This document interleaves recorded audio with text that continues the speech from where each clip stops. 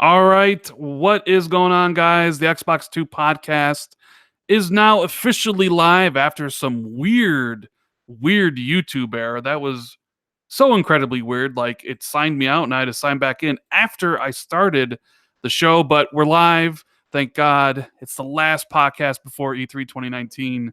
I'm Randall Thor 19, and with me, as always, Jez Corden of Windows Central. What's going on, Jez?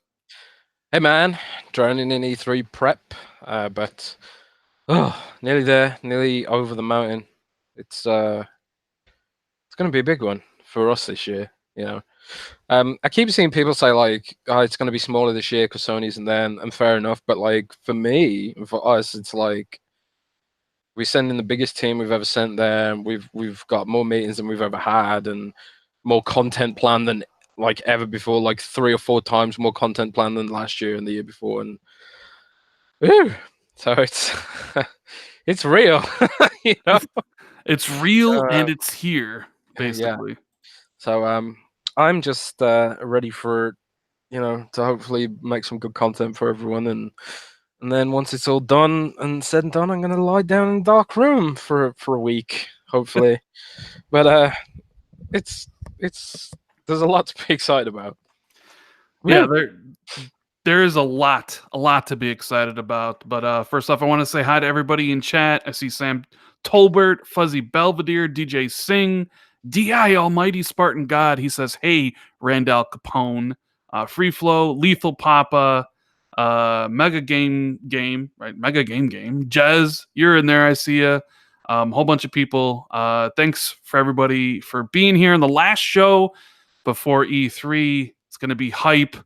A lot to talk about. We got body wash, Jez. Xbox and body wash. That's definitely a topic. I am trying to get a review unit of the Xbox body wash. Hopefully, yeah. I'm going to try. I'll review it. I'll do a live review, live from the shower. From the shower. We even have some first-time listeners. I'd Phenomenal from Puerto Rico. He hits up the super chat and says, "First time listening live. Hello from Puerto Rico." I see somebody else saying that they're also from Brazil. So welcome. We appreciate the support. If it's your first time here, hi, how you doing? I'm Rand. This is Jez. It's the Xbox 2 podcast. Hope you guys enjoy it. But as you know, everybody kind of shuffles in. Make sure if you enjoy the podcast, you can always hit that like button, share this out, because YouTube's always weird, and they're especially weird lately. I don't know if you've seen the stuff with that's going on Twitter with Vox, that reporter from Vox, and oh god, more stuff always happening. But we're here to talk about video games, and that's pretty much it. So yeah, hit the like button, share this podcast out, whether it's Facebook or Twitter. Subscribe if you're new. Follow Jez and me on Twitter. All the links are in the description. You can even listen to this later on Google Music or iTunes. We put that up after the live show is over. So yeah, we appreciate everyone being here. We're going to talk about a lot of different things, but first time, before we get into all that stuff, it's about games. And my segment's going to be incredibly short, but Jez, what have you been playing? I haven't been playing much, honestly, because I've just been so damn busy with all this E3 stuff. I've just been sort of jumping on Minecraft to try and unwind here and there, but honestly, I haven't really been playing that much. I think I already talked about getting to Division World Tier 5 on the last show. You didn't stick much with the Division, right? I mean, I put a good 40 hours into the Division too. I did all the new stuff. I did all those things. I did some of the world tier stuff. I haven't done but like none of my friends care about Division 2 anymore.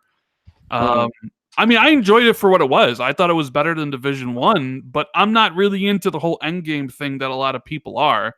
So for me, it was always going to be, let me play through the campaign, let me see what they got, and that's usually how I'll judge a game like that. So just based on that stuff, I thought Division 2 was cool. I have no interest in the raids and any of the other stuff, but yeah, that's kind of my experience. I've been trying to gear up for the raids, but like the the making a build is so hard because there's so much RNG on the gear. Like getting the perfect build with the perfect stats that you want is a massive grind. And I thought Monster Hunter World was bad for that, like grinding the proper gems you want for your gear and stuff like that. But wow, Division takes it to a whole new level. And although I was pretty excited to see that they already announced a new class for the Division, like a specialty with a minigun, like a more tanky sort of class where you can pop out a minigun and you get bonus armor and you can just lay waste to a bunch of mobs and stuff like that. So that was pretty cool to see that they're pushing ahead with that. Also, some friends of mine did try the raid and found it extremely difficult on console, so need to get more gear for that. But I think that's like it's bitten me though, Rand. Like the Division 2's endgame has bitten me. I want to do that grind, you know. Yeah. But it's mainly because I've found people who play it regularly, like Justin Roby from Microsoft and Eternal Rage, who's a friend of ours, and sometimes she watches this podcast as well, I think. And they're awesome fun to play with. So I think Division 2 might be my go-to game for like the summer, probably. But other than that, I honestly haven't really been playing much. I've been playing around with my new TV. Oh yeah, you are a QLED owner. Finally, I'm sure I had nothing to do with this. Me mentioning my OLED every chance I possibly could had no bearing or no influence on you deciding to up your game with your television. It's really funny, you know, because I was mocking you for always talking. Like every few seconds, we'd be playing Sea of Thieves, and you'd be like, "Oh man, this OLED's so good. This OLED's so good." But when I got the QLED and I was playing Division 2, I started doing that as well. Like going like, "Oh man, Division 2 looks so good with real HDR," you know. So my previous TV had like faux HDR, you know, like the nits were terrible and it couldn't go up to like super good brightness. And what I got was the Samsung QLED Q60, which isn't an ad, by the way. But I got the Q60R, and the reason I got the Q60R is because it's the first TV with this sort of technology that can go down to 43 inches. So like even though last year's QLED is regarded as slightly better, it doesn't go down to this size. Like this is the smallest good TV that I could find for myself, and it has been just absolutely perfect. I wrote about it on Windows Central, and it just like HDR, like real HDR. Now, do you understand, Jez? Do you understand? I understand. I get it now. I get it. Like HDR has added like an extra dimension to gaming. Like first you got the 4K resolution, and that was great. Yeah, I can see snipers in the distance more easily. But man, HDR makes such a difference, and that's why I'm really excited for ray tracing, because that's going to make the same kind of big leap of difference, like maybe even more of a difference. Have you tried? Honestly, the best implementation of HDR I've seen is in Sea of Thieves. It is oh yeah, outstanding. Like that game on the OLED and the 4K with HDR looks like breathtaking.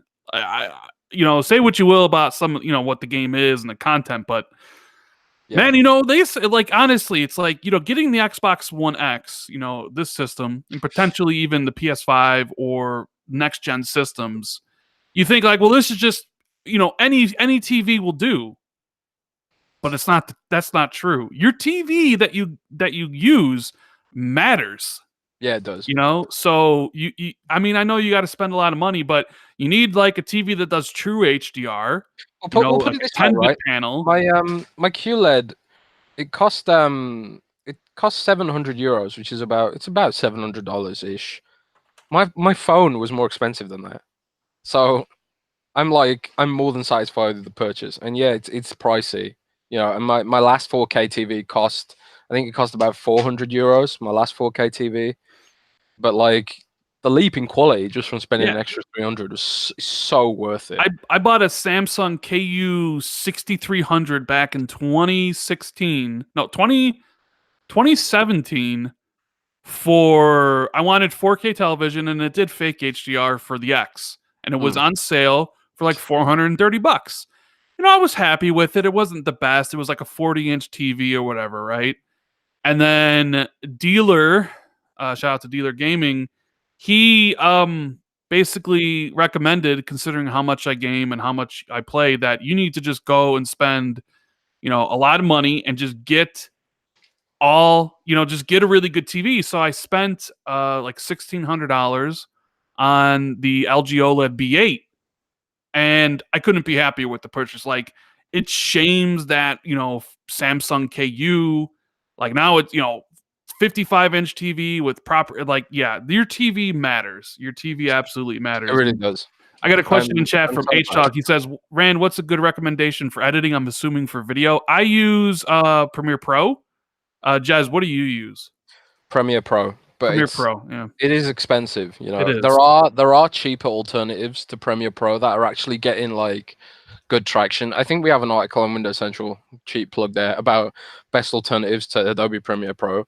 But like, see, this is one of the best things about Mac, is that it comes bundled with like pretty solid video editing software. Like the Windows 10 video editing software that it comes with, which is in the Photos app for some reason, is awful. So and that's another thing Microsoft could tune up. And that's another thing I'm going to ask Microsoft at E3. What the hell's going on with Upload Studio? That thing hasn't had an update for 2 years. I mean, it hasn't had an update in like 4 years. Upload Studio's dead. They don't care. Nobody uses it. But I also have another question. Because it's bad. I know. It's kind of one of those self-fulfilling prophecies. Nobody used it because it hasn't been updated, and they see that nobody uses it, so nobody works on it to update it. And because they don't update it, nobody uses it. It constantly feeds in on itself, and I don't think it's a priority. But I'm gonna speak to them about it, because like it's one of the big failings of Microsoft, the video editing stuff. And if they are going into this, trying to curate content creators and stuff into Surface and Xbox with Mixer and all that sort of stuff, Microsoft needs to take that stuff more seriously, I feel. But I digress, Rand. I want to know what you've been playing this week. Hopefully you've had more time to play than I have.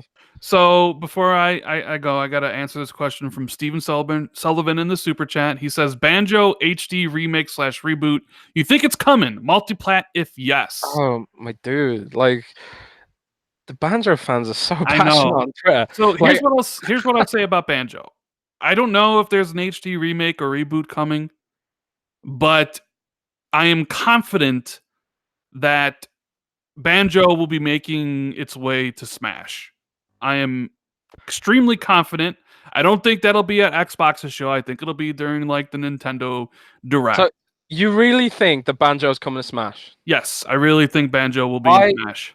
I will be surprised. I'd be really surprised, because it's like, I feel like they haven't used that character in a while, and it kind of it creates an expectation of maybe Banjo making a bigger kind of comeback. I don't know if there's an appetite for that at Microsoft and stuff like that.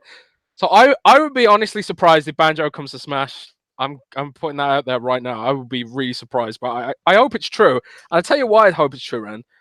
The Banjo fans on Twitter are crazy. Crazy passionate. Like, I've never seen such passion for a character to return, I don't think, than Banjo. Yeah. People have wanted Banjo to return for a while. People want a new Banjo game. I mean, if there is a new Banjo game, it's not being done by Rare. Rare's already said that they're not interested in making any of their older stuff, so it would have to be done by somebody else.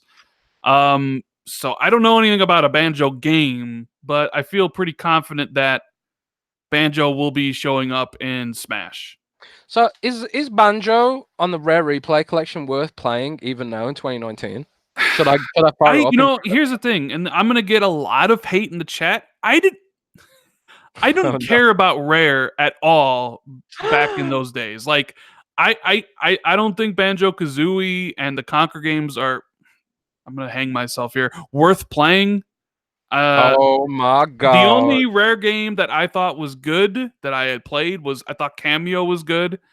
I thought GoldenEye was spectacular. Like, GoldenEye is one of my favorites. But their platformers like Conquer and Banjo, I just don't care for. I never cared for them, and here we go. I see some people calling me, say Randolph fraud. That's right. This is just my opinion. I don't care about any of Killer Instinct was awesome. I used to play Killer Instinct in the arcade. So Killer Instinct is great. I don't care about any of Rare's old IPs. So yeah. I just, like, for some reason, I just never played any. And I think it's because, like, Nintendo 64 games were so expensive in the UK.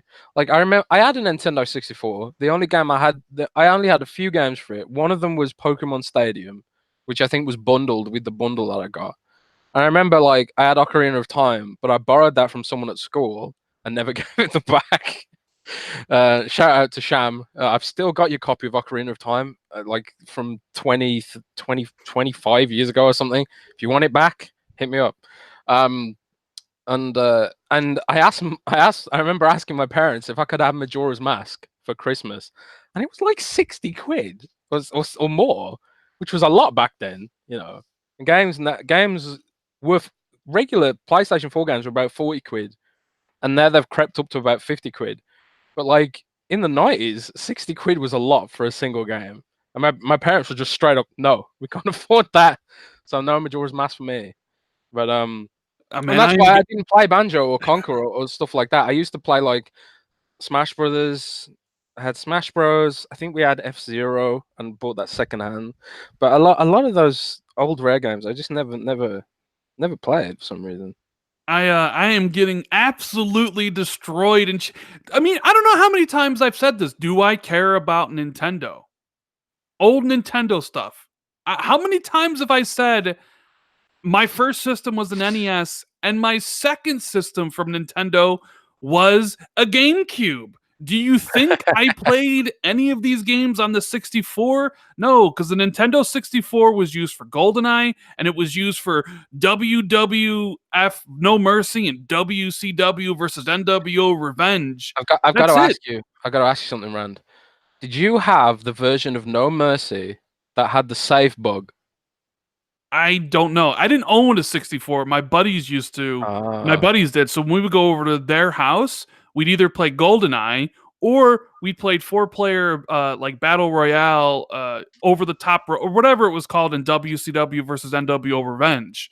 Yeah, so, Revenge, man. That was such a sick game. I never was into Conquer or Banjo, so it doesn't matter to me. Like, I don't care. And I don't know. Like, I keep on saying that. All these different Mario Kart's cool. I'll say that. I like Mario Kart because we played Mario Kart. Like, Mario Kart's great. Mario Kart. I don't really have a lot of, like, nostalgia for any of Rare's older stuff. So yeah, me neither. And that's purely because I just didn't have them for some reason. I think even back then I was more attracted to the sort of darker, violent games like Killer Instinct and stuff like that. And I don't know, just didn't pass me, didn't grab me. But my brother really liked Cameo, which I remember him playing Cameo. I'm not sure if he was into Banjo or not. I don't know, but I personally hope Banjo comes back for one reason and one reason alone, and that's because the fans deserve it because they're so passionate about it. And I just can't believe the passion for Banjo. So I hope it comes back for them. I played Mario 64. There's people you miss Mario 64. No, I played Mario. Top fraud in the chat saying that I missed a lot of games in Sega and SNES. Have you not listened before? I was a Sega kid. I had the Genesis. I had the Saturn. I had the Sega CD and the Sega 32X. The only games I realistically missed were SNES and some of the games on 64. That's it. That's it. But here's what I'm going to say. For all you Rare fans out there, for those hoping that Conquer and Banjo comes back, I pray for you. And I hope that you get what you have dreamed about. I hope that Banjo make its return. And if or when it does, much like with Battletoads recently coming back, I just don't care. Oh well. Rip. So I hope your dreams come true, everybody in chat. This is not me hating. I just don't care. I'm sorry. I just don't care about Conquer and Banjo. And I'm not going to lie and pander to people to be like, yeah, dude, Banjo should totally come back. Wasn't it so great back on the 64? Rand. Weren't you the guy pestering Phil to bring back Blinks? I've never played Blinks. That was just a joke. Nah, I don't think it was a joke. No, it was a joke because I never played.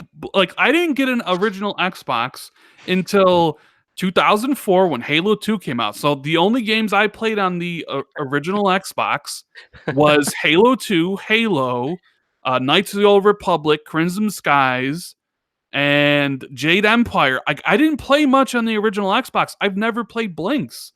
Like anytime I would ask Phil that, partially because I know Phil doesn't like Blinks whatsoever, and I'd ask for it to come back. It was all just a joke. It was all just a big joke. So you're saying I can't call you Randall Blinks then? No, because I've never played Blinks. Okay, cool. So yeah. You know what's funny? Like chat's roasting me. It's fair enough. You can roast me all you want. Like I made this video. I'm loving reading chat right now. I'm loving it. I know. You know, Rand. You're loving it. You're loving it because of the Splinter Cell thing earlier. You were really turning a knife there. I was gonna say like, all you bad-mouthing Conquer and Banjo. That's gonna be bad karma for Splinter Cell now. Like Splinter Cell's never gonna come out because you were mean to Rare fans. Yeah, I know. I deserve it, right? We're never gonna get a new Splinter Cell, even though there's the replica goggles that leaked on GameStop that are coming out at the end of the year, and you're like, oh, you just destroy. But hey, I guess what goes around comes around, right? Which is why I said I hope for all you Banjo fans and Conquer fans to get the games that you want. Just because I'm not interested in it doesn't mean I don't want it to happen. Although. You know, so yeah, it's fair. But what have you been playing then? Anything? Not much, man.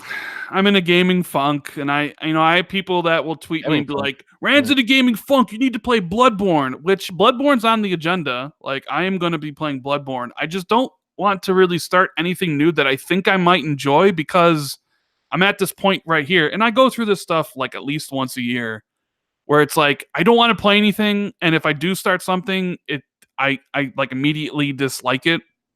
You know what I mean? Yeah, I get that sometimes. Like gaming funk. Like I heard that term for the first time like last week, and now I've heard it like 5 times since then. Do you know how that happened? So it happens. It happens when you play a ton of games. So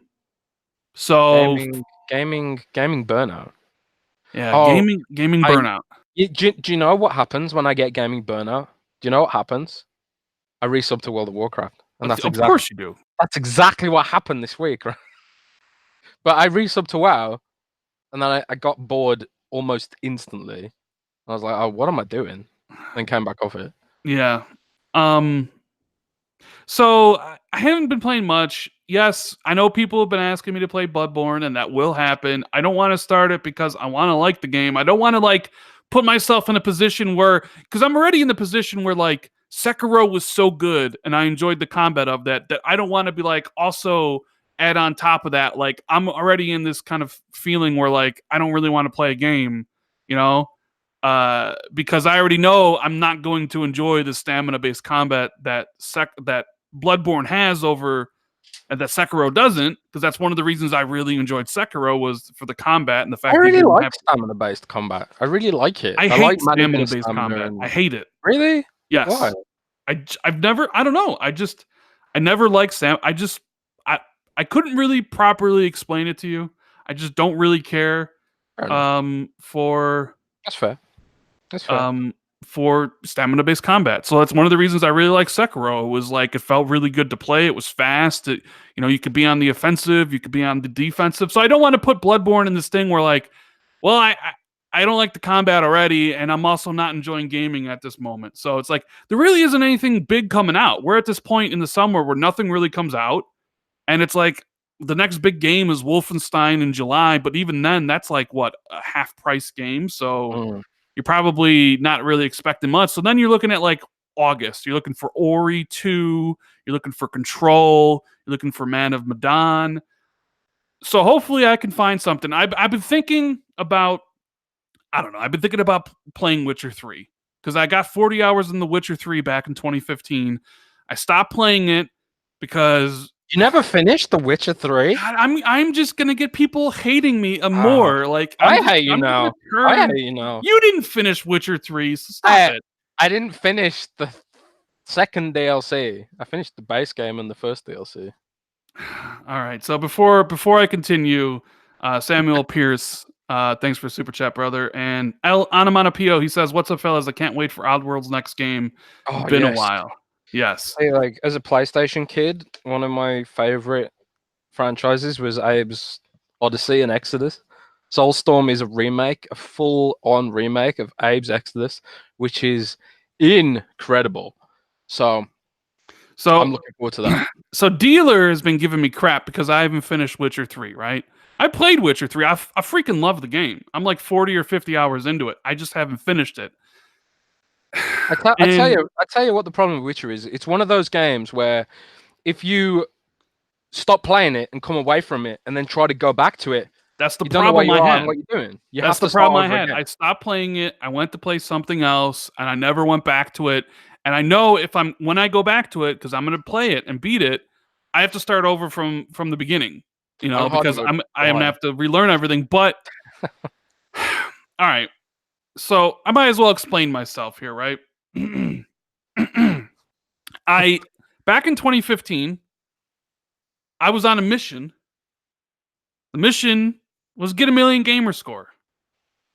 Witcher 3 is an incredibly long game that doesn't necessarily give out a lot of gamer scores, so I put it down to play other stuff, never went back to it, and I have this horrible habit of when games get put into my backlog and I stop playing it, that I don't go back. I always move forward. So, because of my mission, you know, the little thing I had going on, I didn't go back to Witcher, but I'm going to rectify that soon. So, I think I'm going to be playing Witcher and I'm going to finish the whole thing, and I'm going to use that to get out of my funk. I don't know. But that's the truth. That's the truth of the story. That's a good idea. You know what? That's the truth. I'll do a deal, Rand. I will also restart The Witcher, and I will also finish Blood and Wine, which I never finished. I'll start it too. Because I have all the DLC for it. Yeah, and after E3, there's not really any games. So like now is like the best time really to play to hit that backlog, right? After E3. It is the best time. And I see Bagheera in chat, the one that was giving me shit about not starting Bloodborne. He says, if you go back to Witcher, do not go after every little treasure monster location in the world. They're completely not worth it. Crafting items is much better. So yes, Witcher 3 will be played. I just some of my backlog is just I own like something like 1,700 games on Xbox One, and they say Xbox doesn't have any games. Some of these games I haven't played. Like I still have to play through Devil May Cry 5 because I haven't gotten to that yet. But I played pretty much. I played pretty much all the stuff I wanted to so far this year. But the one game that sticks out like a sore thumb to me in my backlog is The Witcher 3. And I feel like a fraud. I honestly like some people they'll make like good memes of my Randall Thor, right? They'll call me Randall Fraud. They'll call me Randall Pony or whatever. Some people come up with some creative things, right? But honestly, I will say I do feel like a fraud because I haven't finished Witcher. I've played Witcher at least. I played it for 50 hours. I recognized the brilliance. Even back then, I knew it was one of the best games ever. But I was also in that kind of, I need gamer score. I need to complete this. And I was, at like 900,000. I was so close. But I honestly do feel like a fraud. So I'm going to try to rectify that. I'll go back to, I think. I've tried to actually restart The Witcher a few times on the higher difficulties. I don't think I went all the way up to the top. I think I was going to do it through on hard. But I'll go back to it as well. And we can discuss our experiences. Because I want to see it in 4K and stuff like that too. So what have I been playing this week? You're going to laugh, and people are going to roast me in chat, but I've been playing Dead by Daylight. Why? Why would I roast you about that? Dead by Daylight. It's a good game. Dead by Daylight. Are you what? It's a decent game. What? It's a decent game. I got suckered into playing Dead by Daylight, and everybody in chat can blame Loveboat Gopher. You can add him right now. He's there. I see you, Loveboat Gopher. I see you. He convinced me to download Dead by Daylight in the chat, or in because it was joined Xbox Game Pass, right? I even went back to PUBG for like 4 matches. I don't really enjoy it at all anymore.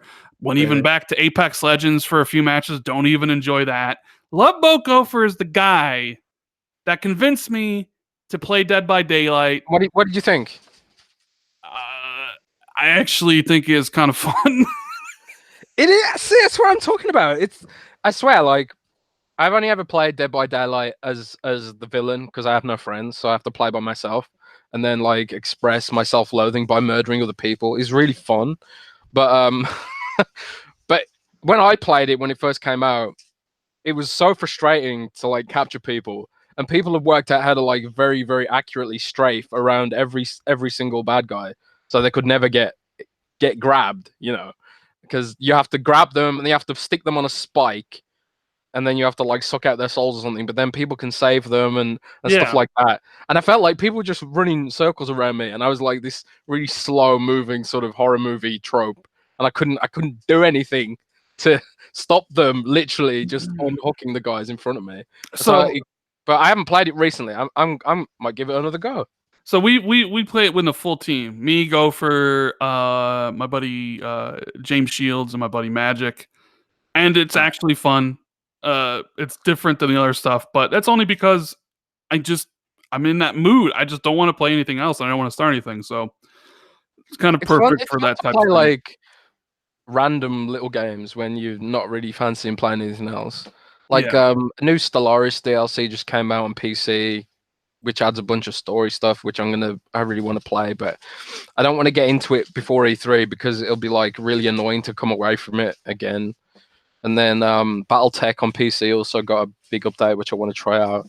But again, it's just been too much E3 stuff. So, Rand, this is the last podcast before E3. It is. What should we talk about first? Really quickly, since I called out my buddy Gopher, and he's probably has an anxiety attack going on right now because I'm blaming him for Dead by Daylight. I'm also going to say, for anybody listening here, we have 600 people basically. Thank you. Wow, that's a lot of people.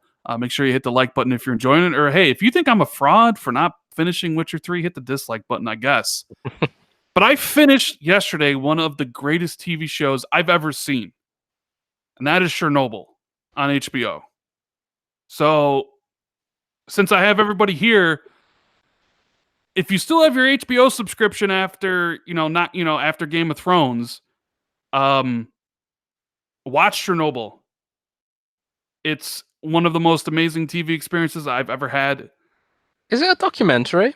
No, I mean it's about obviously the true events of what happened at Chernobyl, but it's a drama. It's a mini series. It's 5 episodes. Like, it is so incredibly good that I'm kind of understating it. Like, please go watch that show. It's amazing. Have you ever played Stalker? No, I've never played Stalker. No, that's an old PC shooter, all about Chernobyl and aliens and stuff like that. I'm guessing it doesn't have weird mutants in it and that sort of thing. No spoilers other than the fact that it's based on true events. A nuclear reactor exploded, and yeah. So, but you were saying this is the last podcast before E3. We're doing it today because you're going to be too busy tomorrow because you leave Friday. You're flying out there. You're going to be out among all the YouTube millionaires, influencers, all the Xbox fans at FanFest. You're going to get wined and dined by the Xbox executive team and everybody out there. I know you can't wait for it, right? I'm terrified of the amount of work and deadlines I've got next week, but it's always an incredible experience. Like, anyone who knows has gone, just hanging out with the Xbox community and the people who make all the great stuff that we talk about, the people with the actual talent, not the journalists, the actual devs and artists and stuff like that. It's always humbling, man. It's humbling to be in a room with such passionate, talented people, and you're there like, oh, by the way, I'm going to be writing about your game for my blog. Mm-hmm. Yes, it's a bit surreal, really, but yes. I'll take it because good things don't last, and I want to get as much fun out of it as I possibly can. So I'll run you through some of the games I'm gonna be seeing next week if you want. Yeah. Oh, well, okay. So let's talk about that after. Yeah. Let's kind of warm up the audience a little bit. Let's talk about something funny. Okay. So Xbox yesterday made the megaton announcements. I can't understand how important this is, or understate how important this is. And you guys might have seen it, but we have Xbox body wash incoming folks. And Finally, deodorant. you too can smell like Xbox when you game. Incredible announcement. Kudos to everybody at Xbox Australia, New Zealand. They knocked it out of the park. Dude, it was one of the most shared gaming stories yesterday, you know. Um, so like for those who don't know, yesterday Microsoft Australia, New Zealand announced a partnership with Lynx, who are branded as Axe in America. But it's the same company. It's called Lynx in Europe and Australia, and it's called Axe in America. But it's Lynx Xbox is a fresh scent of pulsing green citrus, featuring top notes of kaffir lime and winter lemon, aromatic herbal middle notes of mint and sage, and woody bottom notes of patchouli. I don't even know what that is, and clearwood, containing a range of natural essential oils. The Xbox Lynx range comes with a sleek new look and features a body spray, deodorant, and shower gel. Amazing. You know what? I don't think it's coincidence that they announced this before E3 because E3 smells. I've been there. 2016. It stinks. It stinks. Gamers stink. Wear some deodorant when you go out, for Christ's sake. Oh man, it's not. I don't think that's a coincidence. Like E3 is Sunday, or the conference is Sunday. The show floors opens on Tuesday.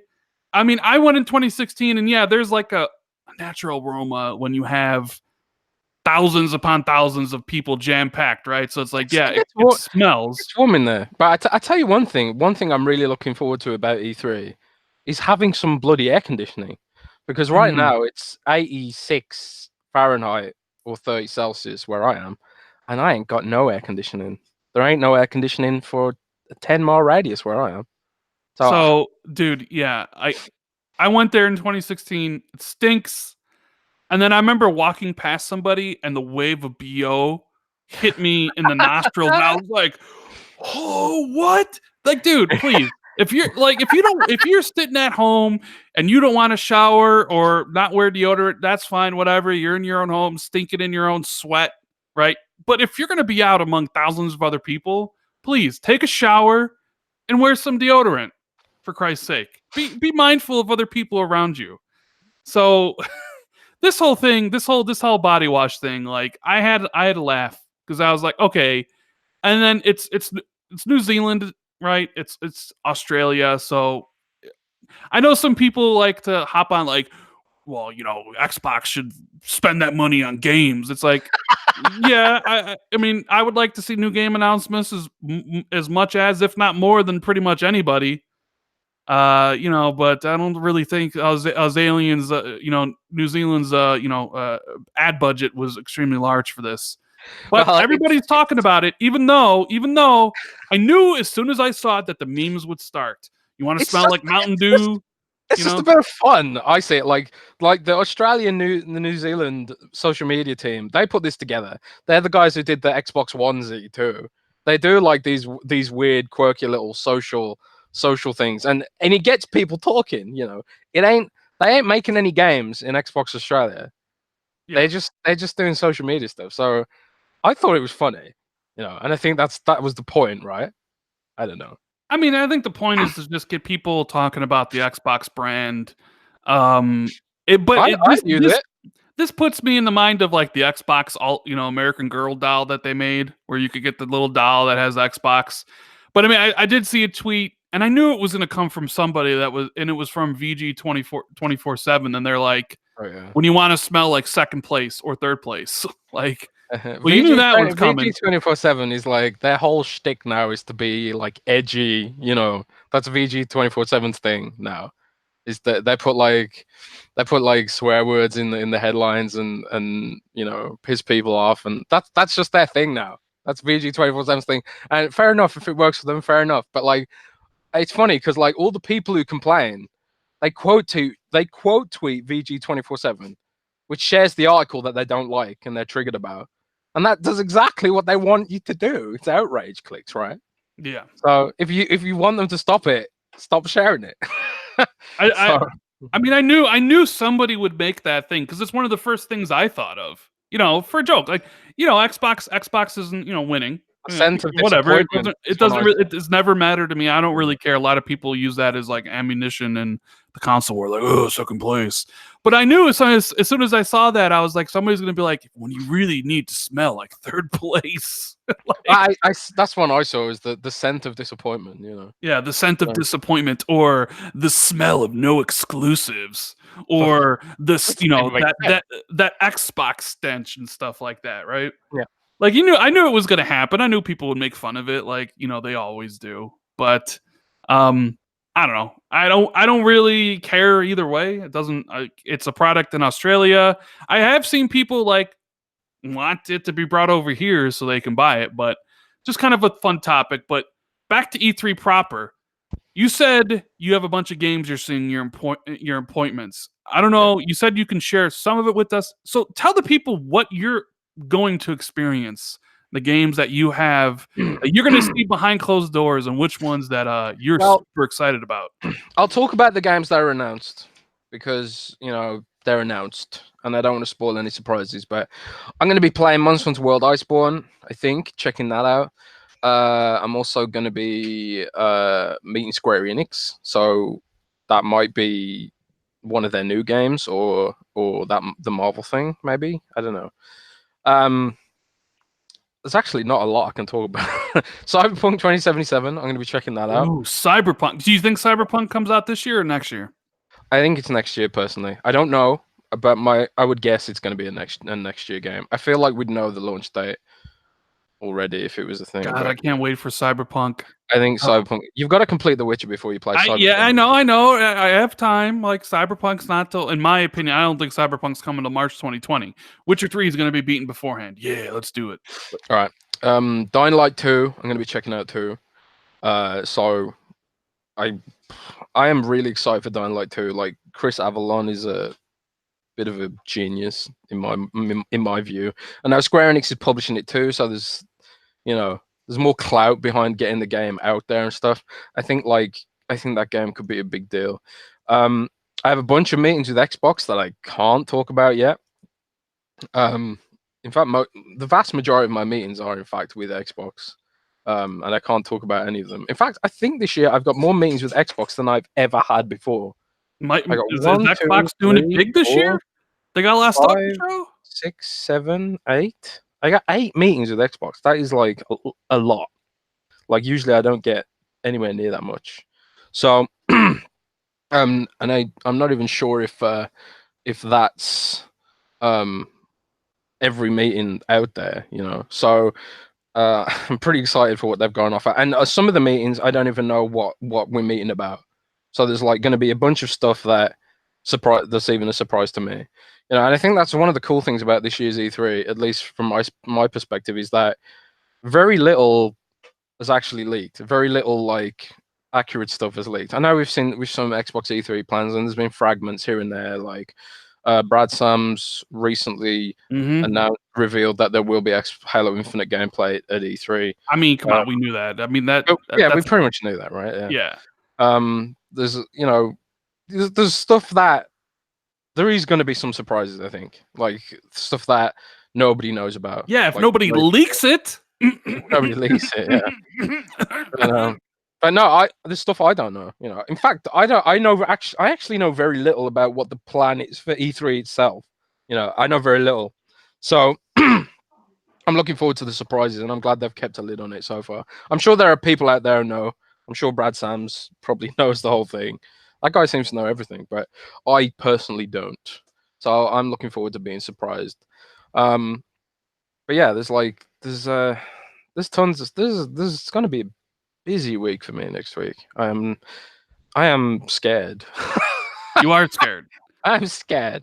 But one of the things you've been tweeting about recently is Gears 5. Gears 5. And some of the stuff that you heard, if true, will make like Gears 5 bigger and better than before. Like, what are you hearing about Gears 5 in particular that makes you so excited? I don't want to talk about it. You don't want to talk about it, okay? I don't want to talk about it. I don't want to spoil it. But like, and again, I don't want to spoil it, and B, I don't want to raise expectations unnecessarily if the stuff I've heard isn't true. But I if the things that I've heard are true, I am super excited for Gears 5, and it could be like a really big deal. But Right. I want to keep my own expectations in check as well. Now, so earlier today, Gears, the official Twitter account, retweeted the key art, which I did a video about when the Taiwanese game ratings board, had the release date of September 10th, and they used that art for the box art, and people were like, "Oh my god, that's the worst box art ever! That's completely fan made." And there was people that yes, this is confirmed to be fan made box art. And then today they tweeted out, and it seems to be like it's going to be the cover art for the title. So I mean, there you go. I mean, basically the Taiwanese thing ended up being true. Yeah. You can look for the September game early is September release date. 10th. Where even Marcus Phoenix, the voice, John DiMaggio, was recently at a convention, and he said the game launches on September 4th. I'm assuming that's the Ultimate Edition. You can play it early and stuff. So yeah, Gears 5's coming. Looks like that's the key art. And it's funny because looking at the key art, man, JD is really small in that picture. He's not the focus of the story. I know he's not the focus of the story. And to me, when I saw that picture, I was like, Kate's obviously the main star. She's flanked on the right by Marcus and left on Queen Mara, right? Queen Mara representing her Locust heritage, Marcus representing her Cog, brethren, right? So when I see that, I think of the angel and devil on your shoulder. Which one are you going to listen to? Which one are you going to be? Is she going to go with the Cog and follow their footsteps, or is she going to give into her family history? So I don't know anything about Gears 5. Point. Like I didn't even glean that from the iconography, but you're totally right, man. Right. So because I've been of this opinion, and I don't know anything about Gears 5, but to me, what you need, it's like if this is a trilogy of games, which we more than likely think it is, I'm thinking since you play as Kate and it's her story, and the Locusts are back, the Locusts need a leader. So in my eyes, what's going to happen in this game is that she's going to be torn between the Locust and her heritage and the Cog and her duty, right? And to make it more emotional, more impactful, she'll choose the Locust side by killing Marcus, right? So you get rid of an older character. They do this all the time with Star Wars and stuff. You killed it, dude. Right? And then she becomes the new Locust Queen, right? At the end of the game. So then in the next Gears 6, you play as JD on a mission to either kill Kate or save Kate. It's perfect. It's the first thing I thought of when they introduced this whole narrative. Oh man, killing Marcus, that'd be a big deal. But they've killed main characters before in Gears. But I don't know, man. I don't know. I don't know. I think you need to do something different. They're talking about like the gameplay, but I think you need to do something different with the story. Take a little bit more risks, right? And that would be incredibly risky. You kill Marcus off, Kate's the villain and stuff like that. Like I like that idea. I hope it happens. I mean, yeah, maybe that could happen, but like I don't know. What if it goes the other way? What if JD becomes the villain? And like Kate decides that she wants to pacify the Locust and take the Locust in a different direction, but JD's like, nah, we won't reconcile with the Locust, and then he kills Kate, and then it becomes like a struggle between. Yeah, okay, you could do that. You could do that. Like JD becomes the villain. Yeah, you could easily do that storyline. Because JD was pretty I don't know what the word is, but he was pretty aggressive in the original trailer, right? Like they sort of changed the tone of his character a bit. So yes. I don't know. Yes, I think that's possible, but maybe the DBs will become the main villain. No, I don't want any DBs whatsoever in this game. They ruined the first basically 2 acts of Gears 4. Like they are so they have no personality. What if the DBs go full Skynet? Right. And then they amalgamate into a giant DB mech, like at the end of Gears 4, and they take over everything. And then everyone the Locust and the humans have to work together against the DB threat. And then every mob you fight in the whole game is a DB. How about that? No. How about that, Rand? How about that? How about that? How about that? At the end, Sam Fisher shows up in a crossover, and he's like, sorry, Rand, no Splinter Cell is ever coming out. So El Enaminapino in the super chat brings up an interesting question. He says, "Why predict the story? Why not just wait and see? Let the artists do their thing. Aren't you setting up for disappointment?" No, not at all. Discussing. I always kind of try to see, like, when you're presented with trailers and story stuff, you kind of already thinking in the back of your mind, like, how's this going to play out, right? Like when Avengers Endgame has their trailers come out, you're thinking like, okay, how's this all going to work? Like, what is the story beat's going to happen? And I think the same for like any game that comes out. Like, what is going to happen? The Ant-Man theories about Thanos. Ant-Man going up inside Thanos and like expanding. I thought that would have been it. I would have watched that movie. What was it called now? Endgame. Avengers Endgame. But interesting, Xbox earlier today, they put out a tweet and they said, oh, what's exactly the tweet? So I read it right. What is the tweet? It was earlier today. No. Let me find it. Oh, internet, stop running so slow. They tweeted out, we invited something new to Xbox E3 this year.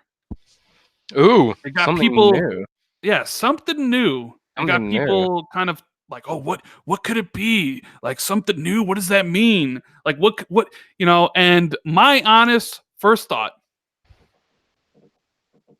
Sony's going to be on stage at E3. You think Sony? Mm-hmm. That's my that's my first thought. Sony's going to come out on stage. Sean Layden going to come out on stage, and that's who Microsoft invited. Boom! There you go. Mark it down. Prediction time. That's what Rand thinks. Well, I mean, that is certainly possible. That is certainly possible, and that'd be a big deal. I mean, it felt a bit like the Game Awards was like almost like a foreshadowing, right? It could be like Sony. It could be Nintendo as well. It could be both of them. You know, it could even be Steam represented. Gabe Newell coming out on stage and saying, "Yeah, very well." It could be. I don't know. I think it's because I guess you could say, well, can you say Sony? Is Sony something new? Like, of course it is. And I see people Rand in his fantasy. I think it's some big company. I think it's Sony, or it could be Nintendo, perhaps Steam. I mean, we already know all the first party games are moving to Steam. Maybe Game comes out on there and there's some larger partnership with Steam. But I don't know.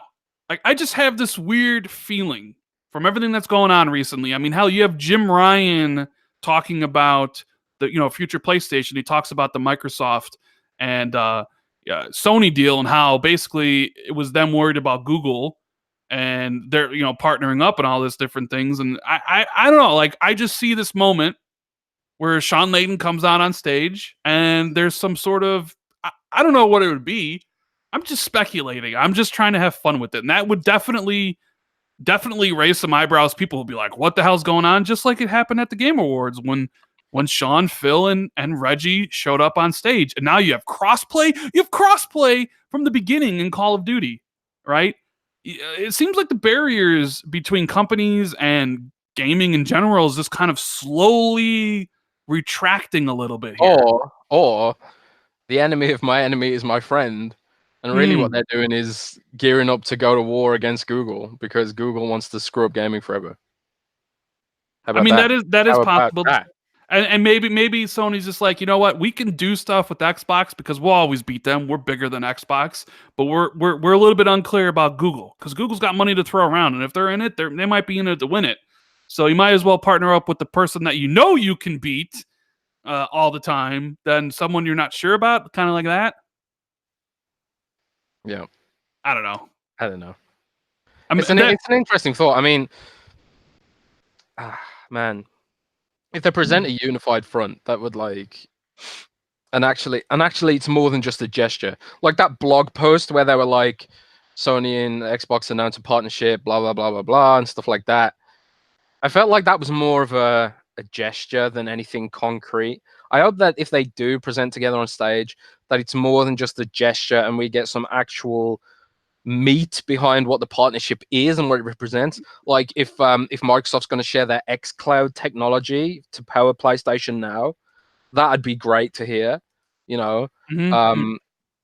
you know, and stuff like that. And if that means like you can get xCloud on running through a PlayStation 2, and you can get PlayStation Now running through an Xbox, that'd be great to hear. You know, but I just hope it's more than just like a sort of gesture. I hope there's actually something in it for the fans, and not just, oh, look at us, we like each other now. Yeah, You know, yeah. Hopefully there's something substantial. But shout out to yeah, Gunstar. He says, why Wednesday? Nobody told me. That's why I don't send out a tweet until an hour before the show starts. yeah. Sorry, guys. Yeah, It's weird. There's not going to be any podcast next week either because I'm just going to be yeah. too damn busy. Jez will be at the show, so there won't be a podcast with Jez next week. We'll have to wait for the Yep. week after. But hey, we almost have 700 people here. Hit the like button. I see we have like 200 likes. Let's get that up to 300 before the end of the show. That'd be pretty crazy. And if you're listening to it later, if you're enjoying it, hit the like button. Jez, you Me, leaked something yesterday. I did. Something very interesting and intriguing about how Xbox gamer tags are going to be changing in the future. Tell us a little bit about it. Tell us what's going on. Like, basically Xbox is becoming Discord now, huh? No, that's not the case. It's a bit. It's not as complicated as I initially thought it was, actually, because like I get like fragments of information sometimes, and things get misinterpreted. Like I misinterpreted some things on that, and then I also folded in some of my own speculation into the article about how it would work if it was similar to Discord, because it was described to me as similar to Discord, but actually it's not similar to Discord, and I'll tell you why it's not. The only similarity to Discord is these new pound sign and then code numbers at the end. And the reason they've done this is because they're changing the rules on how gamer tags work. So the first thing, the most important thing to know about the gamer tag stuff is that you won't lose your existing gamer tags. You won't lose them. If you're happy with your gamer tag now, if you have an OG gamer tag, you'll keep that gamer tag and you won't get the pound sign number code at the end. So like my gamer tag is Jez, just Jez. I won't lose that, thank God. Right. And I won't lose my OG tag, Randall Thor 19. Nobody's taking it from me. No, you won't. But like, if someone else wanted to be called Jez, they get the number at the end. So there like, can only be one Jez. There can only be one Jez. There can't be multiple. But it's like someone on Twitter earlier said. Someone on Twitter was saying to me earlier, like they're called Jez77 on Xbox Live because Jez was already taken 1,000 times, right? Now, the reason they've done this is because it's hard to think of a unique gamer tag. So like now, when people register on Xbox Live or Android or whatever, one of the problems they encounter is that they can't think of a unique gamer tag, you know, and they sit there trying to figure one out for ages and ages and ages. Now they'll just be able to go straight in. I want my gamer tag to be Jez. They'll get a code at the end. Boom, job's done. If they want to come up with something unique that doesn't have a code, you can still do that too. So you can still have like an OG gamer tag if you want. But this sort of lowers the barrier to actually getting onto Xbox Live. And mobile users especially, they don't want to be sitting around, messing around on their phone trying to think of a gamer tag. They just want to sign up and get into the game. And that's like, I think that's where some of this change comes from. So on top of that as well, this new system will allow for non-Latin characters. So like people in Japan, where Xbox has historically been very unpopular, people will be able to have Japanese characters in their gamer tags now. And in games where, and now this is where I got confused about the whole display names thing. In older games which don't adopt this new system with the new characters, they will get a display name. So like they'll be like something hashtag number, you know, and it ensures that nobody has like a duplicate name, and you'll still be able to, like, if you don't have a Japanese keyboard, you'll still be able to find that person theoretically, I think. So this will help Xbox gain more appeal in non-Latin alphabet using markets like Japan. Okay. It had to happen for them to expand. It'll also reduce the time it takes to actually get signed up to Xbox Live, which is got to happen for PC, PC and mobile. Sorry, guys. and stuff like that. And that's it, really. There's no real change, because you still won't be able to have the same gamertag as someone else. Your gamertag is still the thing that gets displayed in all games and stuff like that. All it means is that it's just easier to make a gamertag that you want now. It won't kick you out if you don't have it. If the system doesn't have the name you want, it's not going to force you to come up with a new one. So that's basically all it is. So it sounds pretty simple. Doesn't really seem like that big of a deal. It just seems like Microsoft trying to just I don't know, like Phil always talks about gaming for everybody. Yeah. Right? And I know people do have complaints being like, well, I can't get the tag I want, right? But on Discord, that's really not an issue. And I think people are even saying on BattleNet it's the same thing there. Like my buddy has the gamertag Sam, and he's constantly getting messages from people who are like, I want to play with my friend Sam. Let's play. And they think he's their friend Sam from school. Right? So he constantly is getting stuff like this. So you can imagine most kids when they sign an Xbox, maybe they want to use their real name, maybe they have a nickname, but the nickname more than likely is taken, especially if it's a 3-letter name. So now anybody can just be whoever they want. If I want to be Jez, I'll be Jez. I'll be Jez #024. But I'm not changing my gamer tag. I'm Randall Thor 19 for life. Yeah, exactly. And people who have the OG gamer tags, if you have a special gamer tag like Jez or whatever, you'll stand out even more now because you won't have a pound sign in your username. It's mainly for people who sign up as new and like you say, like younger generations who they're completely new to Xbox Live. Maybe they've only used Discord and other systems where you can have whatever name you want, and it isn't tied to your username, like Twitter, for example. On Twitter, you have your @ name, and then you have your display name, stuff like that. And there isn't the way display names work on Xbox Live isn't changing either. Like you can have like your display name now and share it with friends or share it with everyone. That's like your real name, quote unquote. Your gamer tag is still going to be your unique identifier on Xbox Live, but it's just going to make it easier for people to sign up. That's really the only real change here. And yeah, that's it. Yeah, that's it. That's it. So I'm seeing. I was just on Twitter. I seen that potentially tomorrow, Destiny, Bungie are going to announce cross save, huh? Yeah, so that's another leak. Some data miners, like people have been data mining patches that have been hitting games this week in preparation of new announcements. And I know Mikey Barra has been a massive proponent of this. Like he's been tweeting about he wants to use his save, his character progression on PC, and then take that to Xbox and stuff like that. Apparently, that's coming if it's real.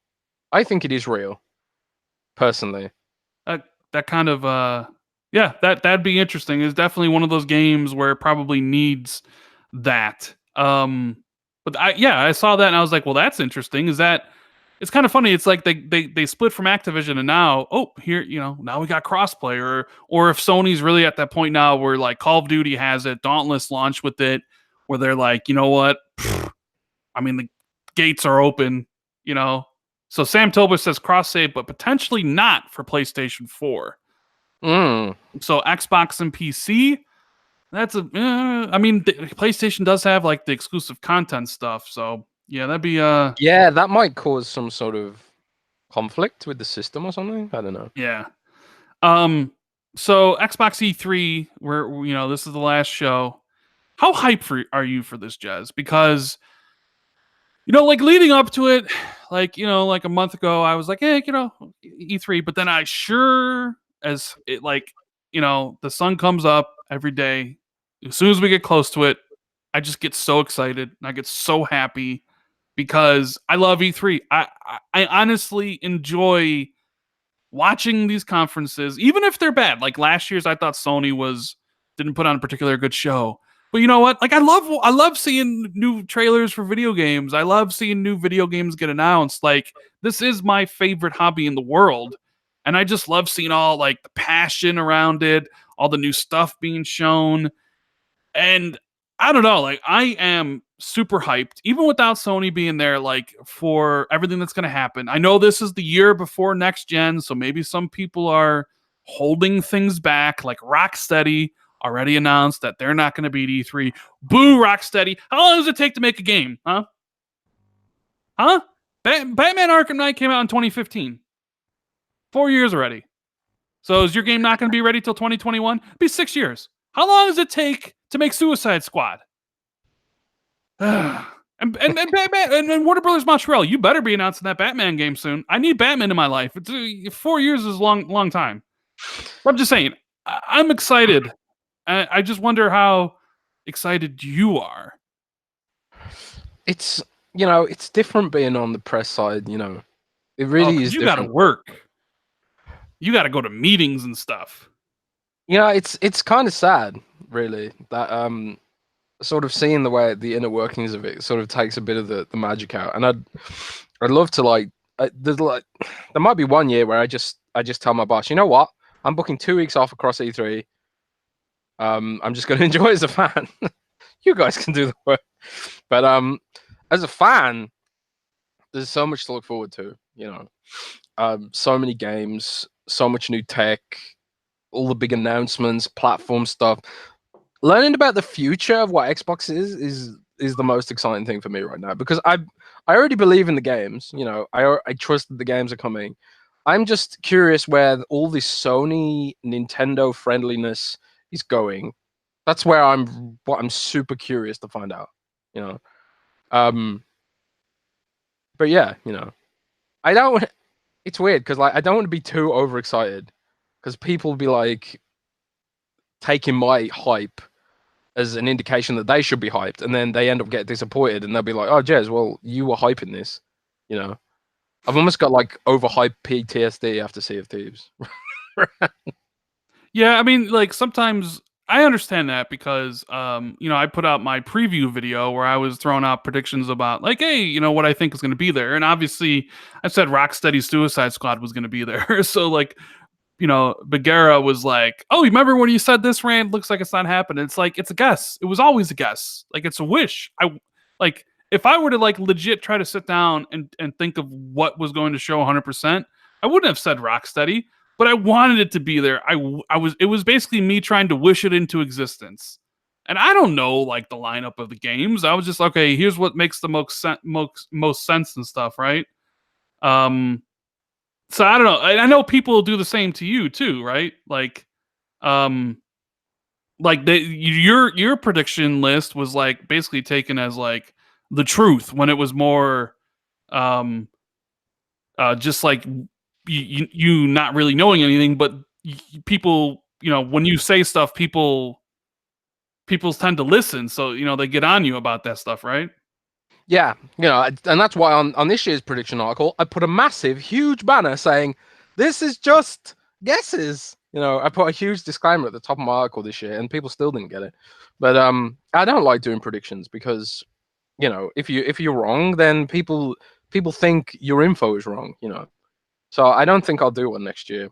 I think I might do one much earlier, like much earlier than E3, like a month before E3, and just be like, "This is what I'm hoping to see at E3."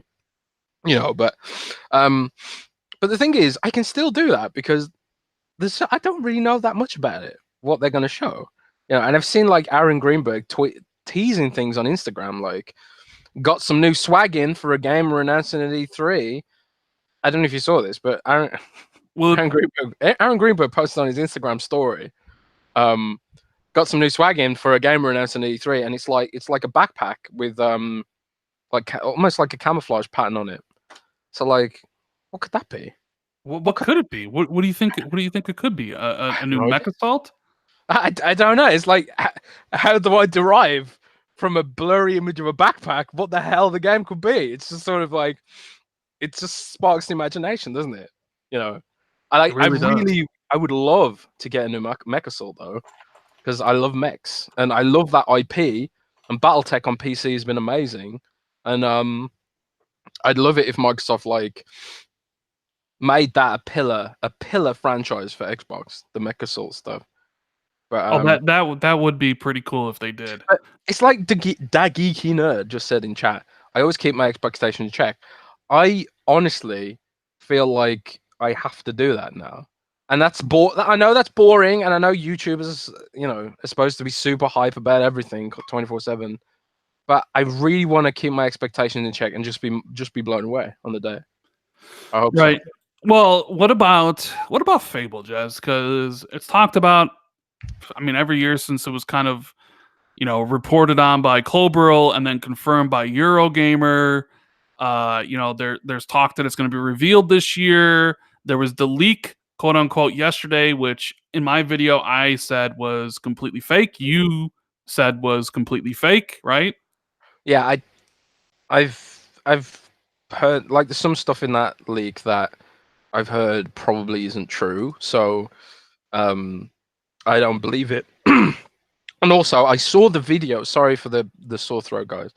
But I saw the video that was attached to that Fable leak, and it was super fake. It had like a huge white glow all over it, and they put the white glow on it to stop you reverse image searching any of the frames, because if you do that, you'll probably find that the scenery was from some 3D artist's DeviantArt page or something like that, which is what happened with some of the previous leaks of 3D art that was supposed to be from Fable. It was actually just some student's profile. Some talented student had made some fan art or something. So I don't believe that's real. And as much as I want to believe that Fable will be teased or revealed at E3, I don't believe it at this time. No, I mean, I also threw that in my. I threw that in my prediction. To be wrong. Trying to. I'm gonna say that. I want to say that run first. I would love to be wrong, and I don't know for sure, but I just sort of feel it that it's. I mean, I know. Too early still. The thing with Fable is it's still far out. It's still 2 years away, I think. With probably 3 years from even coming out. Like, I don't really expect Fable until realistically 2022, maybe 2021 if you're lucky. Yeah. And yeah, the common thought is they'd save that for, next year, E3 2020. I just thought, like, all right, this would be cool to have this year, and then Phil comes out and was like we got 14 Xbox Game Studio games, right? Yes. But that quote, so like, I know, like, hype up Xbox, hype up E3, but it's like that particular tweet, it gets people's, like, they think, oh my God, 14 brand new games, when in reality, it's really not, because you got stuff like Outer Worlds, which, while not published by Microsoft, technically, since they own Obsidian, is an Xbox Game Studios title. So you sitting there thinking, like, so does Outer Worlds count as one of the 14?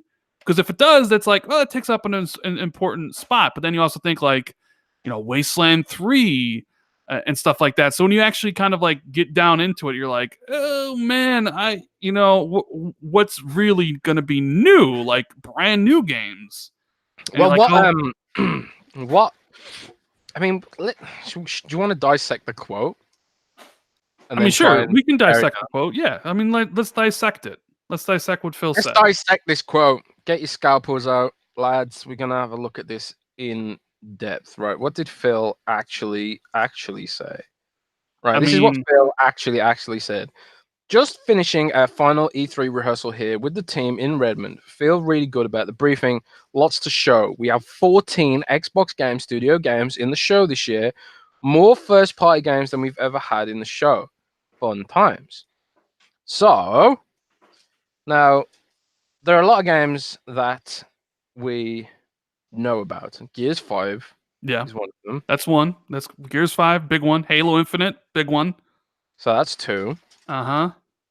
And then you've got Forza DLC, most likely. Big one, big one. Yep. You got Wasteland, and that's 4. And you've got Outer Worlds.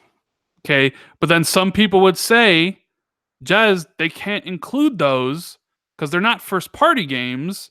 But I think Xbox Game Studio games because they're not published by Microsoft. I think Microsoft sees those as Xbox Game Studio games, personally. And I completely agree with you. I think they are seen as Xbox Game Studio games. So I mean, the thing is, he didn't say first party, did he? He said Xbox Game Studios games. And then They are quote, Xbox that Game was Studio games. what was the quote right after it though? More first party games than we've ever had in the show, but there was a comma. I know. So I know. Is he making that distinction? I don't know if he is. Yes. So I agree with you. Outer Worlds counts, and I agree with you that Wasteland 3, if they show it, counts. So that's 5. Gears Tactics, if they show it, counts because that's published by Microsoft Games, Microsoft Studio, or what's the Microsoft Global Publishing, right? Yeah. Yes. So that's essentially 6. Ori 2 counts, even though Microsoft doesn't own the IP, or no, Microsoft owns the IP. They don't own the studio. It's published by Microsoft Global Publishing, so that's basically 7. Battletoads, similar situation to Ori, so that's 8. Any of the Minecraft games, whether it's Minecraft Earth or Minecraft Dungeons or Minecraft itself, Gears Pop, State of Decay 2 DLC. Like, when you start actually thinking about it, it's like, well, we're really getting close to 14 here, you know? So it's like Age 2, Age of Empires 2, Age yeah. 3 Definitive Edition. That counts as one, that counts as the other. So you're getting down to it, and that's where, Brad Sams, who has a lot of very good info, said that they're going to be showing 3 new IP. And so essentially it would be 11 games that we know about plus 3 new titles. And that's what I said in my video when I talked about this. I expect 2 to 3 new games from Xbox. So one of those is Bleeding Edge. Yes, one of those for sure is Ninja Theory's game. So some guy says if it's not developed by an Xbox game studio, then it's not first party. Here's the thing. While you may not consider it that the case, Microsoft considers anything they publish through Microsoft Global Publishing, like Battletoads or Ori 2, to be first party. So those games would count. And since Obsidian is now owned, even though Outer Worlds is technically a 2K game, it's an Xbox Game Studios title because it's by a studio made by Xbox. So I'm saying, like, kind of, you got to just rein it back a little bit. So essentially 3 new games, 3 new IPs. One of them being Ninja Theory, Jez, right? Yeah. That's one. What are the other 2 then? The other 2, because the other 2 gets, like, if it's new IPs, that's really interesting because that rules out something like Killer Instinct 2, which I think is going to be announced next year. I think Killer Instinct 2 is 100% happening, but it's going to be announced next year. I don't think Fable is going to be announced this year, even though I have it in my video because I want it to happen. I think they're saving that for next year, but that wouldn't be a new IP. It's too early for Initiative, right? I think it's way too early for the Initiative's game. So what says, are you for sure on this, or this is your inception?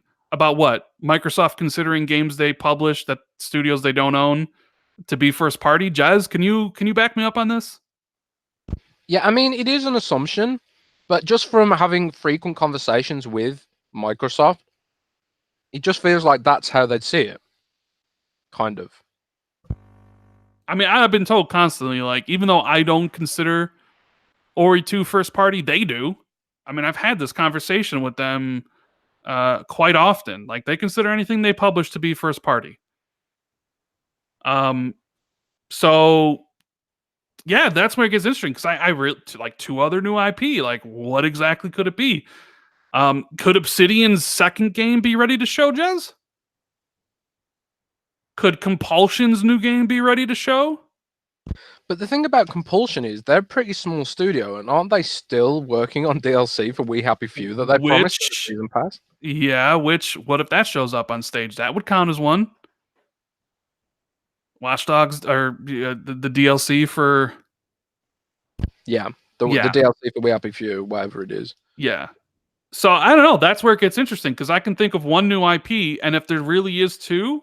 So I do think Brad knows what he's talking about. I think a lot of the information that Brad get is legit as legit gets. Maybe not all of it, but like his Halo Battle Royale stuff. Like, I think they probably prototyped some sort of Battle Royale mode. Maybe he heard about it, but like Yeah, Like, I think for sure they I think for sure they experimented with it, and Brad just heard that they'd been experimenting with it.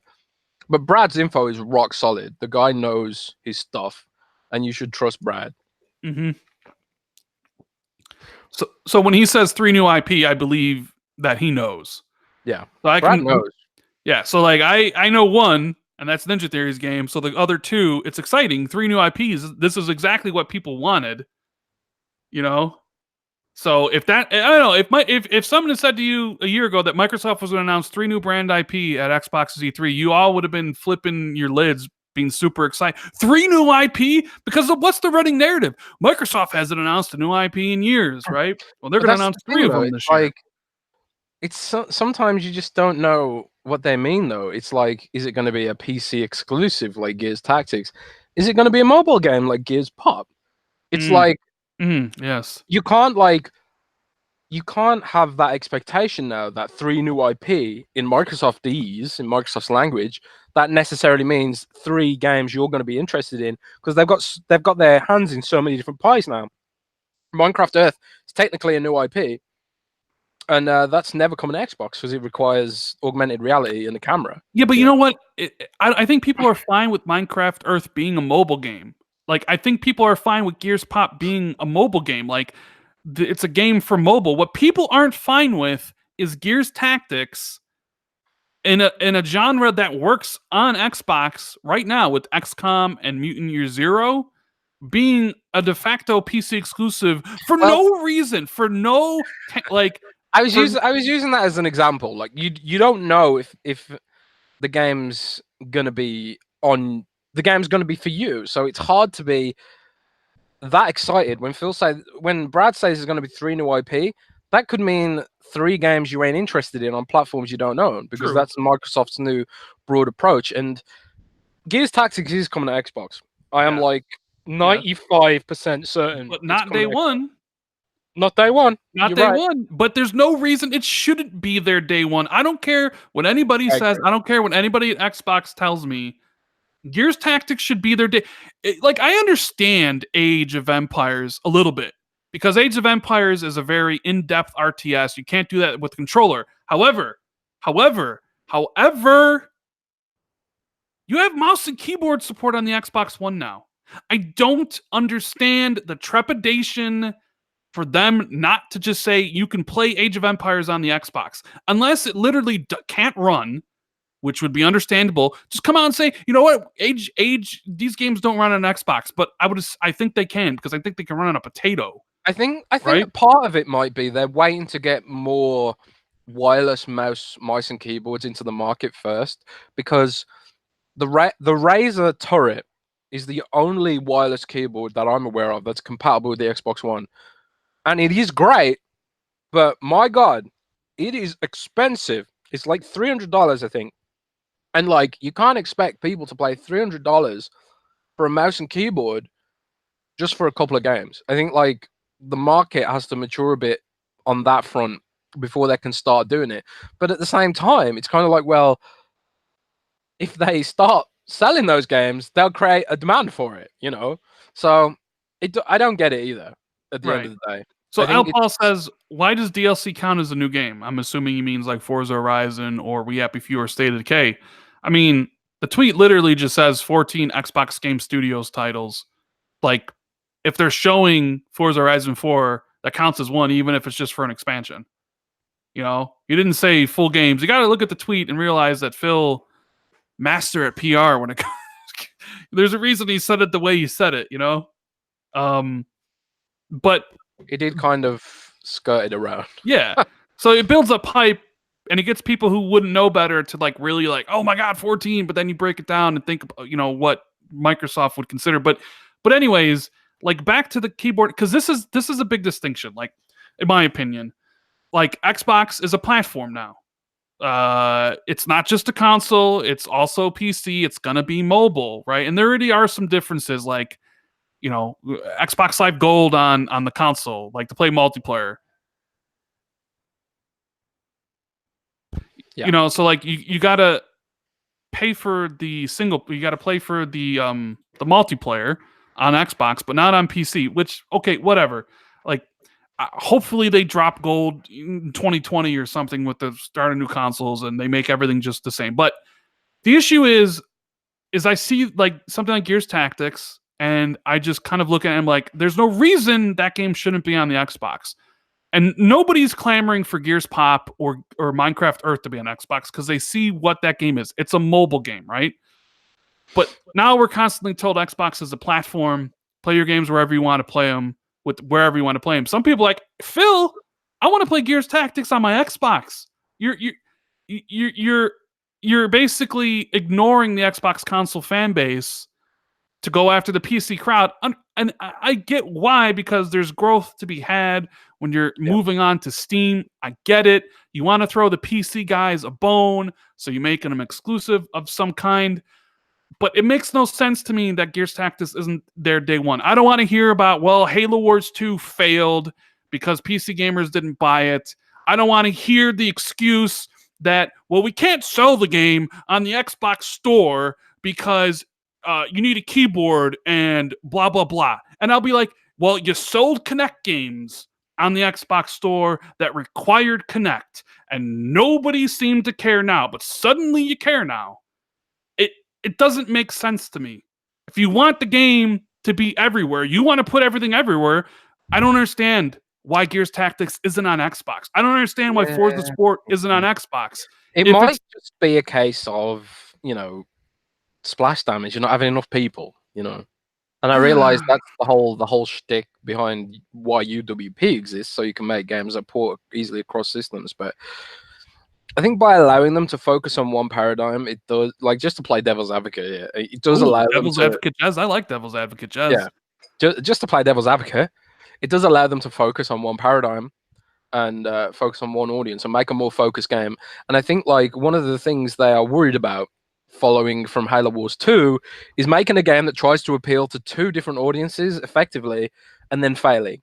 I think that is really what it's about, is that, like, they don't want to make a game that tries to appeal to two different audiences with two different sets of expectations about what a tactical game should be, and ultimately fail. And we don't know. Everyone assumes that it's going to be identical to XCOM. It might not be. It might be like it needs more forethought to properly translate over to console. We don't know. And XCOM originally released on PC before it came to consoles. Like, it was years on PC before it came to consoles. So, I don't know. I'm willing to give them the benefit of doubt on that one. And I do totally believe Gears Tactics will be on Xbox, because why wouldn't it be? And I think it'll be on Xbox with controller support too, because it works fine in XCOM. Exactly. Exactly. This isn't an Age of Empires game where I understand, right? It doesn't translate well, and I would be fine with it not. Like, I don't want to play Age of Empires. Let me get this straight. I don't care about Age of Empires. I don't care about Forza Street, right? If Xbox is a platform, which it is, then everything needs to be treated roughly the same. There's no reason why Gears, especially when you have keyboard and mouse support on the Xbox One, where you can literally plug in a keyboard and mouse and play. There's no reason that your own games that support keyboard and mouse shouldn't be on the console. Yeah. Like we praise, like Gears 5 coming to Steam, Halo Infinite coming to Steam. And everyone's like, this is the right strategy because Halo Infinite's going to have this huge new audience. Microsoft's MAUs are going to up because everybody's got to log into Xbox Live. They're going to sell more copies of the game. They're going to make more money, yada, yada, yada. But then when you have these other games, these PC exclusives, it's like, well, it's like, well, wait, what? So why is this only on PC? Like, I thought everything's the same now. And I don't even care about Gears Tactics. Like, XCOM's not my jam. You know what I'm saying? Sure, man. It's the principle. I get it. It's the principle that makes me angry. I get it. Maybe I'll try and get some answers out of him at E3. Because it does send a message in a way. But, like, I think there's a business reality that's just stopping it from happening at this point. And I also think, like, I think this is inspired by the Halo Wars 2 postmortem, where they sent a message to PC gamers that this was going to be a dumbed down game for PC, and ultimately it was. Halo Wars 2, as fun as it is, is nowhere near as complex as StarCraft. It's nowhere near as complex as something like Total War. It's very, very basic, and they made it basic because they had to bring it to console. So I think that's that. Yeah. Well, Alex Wilson says in super chat, thank you for the support. He says, I think the Gears Tactics issue is more around focused development with an external studio. I love you, Rand, but Christ, man, can we play Ori 2 while waiting? I agree with you. Where's Ori 2? Let's get the game of the year, the real game of the year August. out. It's coming Come out on. in August. I know, August. I know. That's so. I mean, we only got 2 months to wait, basically 3 months to Gears 5. The games are coming. I'm cool with the Xbox games going everywhere. Like, I don't care. As long as I can play on my Xbox, I don't care. I'm all down for the idea of Gears having a bigger audience, of Halo being enjoyed by more people. It doesn't bother me. It doesn't bother me that more people are going to play a game. Like I'm not a fanboy in that sense. I do enjoy Xbox, and that's my primary thing. But and I don't even care about the PC games. It's just the principles what bothers me, because it's like they talk about play what you want, where you want, with who you want, and I agree, like that's a great message, but it needs to work all directions. Like if you're doing it needs to work both ways. Oh, you can just join the master race, man. I don't want a game on PC, and I'm sure there's a lot of people that do. I'm sure there's plenty of people in this chat here that have a PC. I mean, most people own PCs. I own a gaming PC, but I use it to edit. I just don't care about gaming on PC. I just want to play on the console. I do get this message a lot. People DM me and say, Jez, I'm an Xbox owner, but what's the point of owning an Xbox now? Shouldn't I just get a PC? And I say, yeah. If you want to get a PC, get one. And he's like, but I don't want to get a PC. And I'm like, well, then get a console. Well, don't get it. Don't get a PC then. They're confused, because this all goes back to how video game consoles used to be sold and like hyped up, and the whole thing around it, like the tribe mentality. Like you bought the system, it had the games, you met the people, and a lot of people have like, what do they call it? Purchase identity, where like you buy a product and then you invest some of yourself into the product. So when people attacked Xbox and you buy Xbox, you feel that it's not an attack on Xbox, it's an attack on you, right? Because Xbox and the things that you buy are an extension of yourself, right? Which I've never had an issue with. People can hate on Xbox all day. It's perfectly fine. I don't care. It doesn't matter to me, right? But for some people, they get really, really invested in this sort of stuff. Really, really invested. And obviously we can tell gaming's changing by the day. Like Xbox is literally putting their games everywhere that they can. Crossplay's happening, cross saves happening. Like who knows what game is going to look like in 5-6 years. So I think a lot of people are, they're just confused. They're like, I buy the game, I buy the system because of the exclusives, but now the exclusives aren't there. And it's like, okay, well, do I buy a PC? And then you're like, well, yeah, but buy where you want, play where you want. And they're like, but I don't want to play on PC. It's like, well, buy the console then. Some people have yet to come to grips with this like whole reality. It's very weird, and I think it'll be even more. I don't know. Like they're being pretty forefront. I'd expect a big PC talk at the conference, and I think people maybe you won't have to deal with this stuff in the future, but you never know.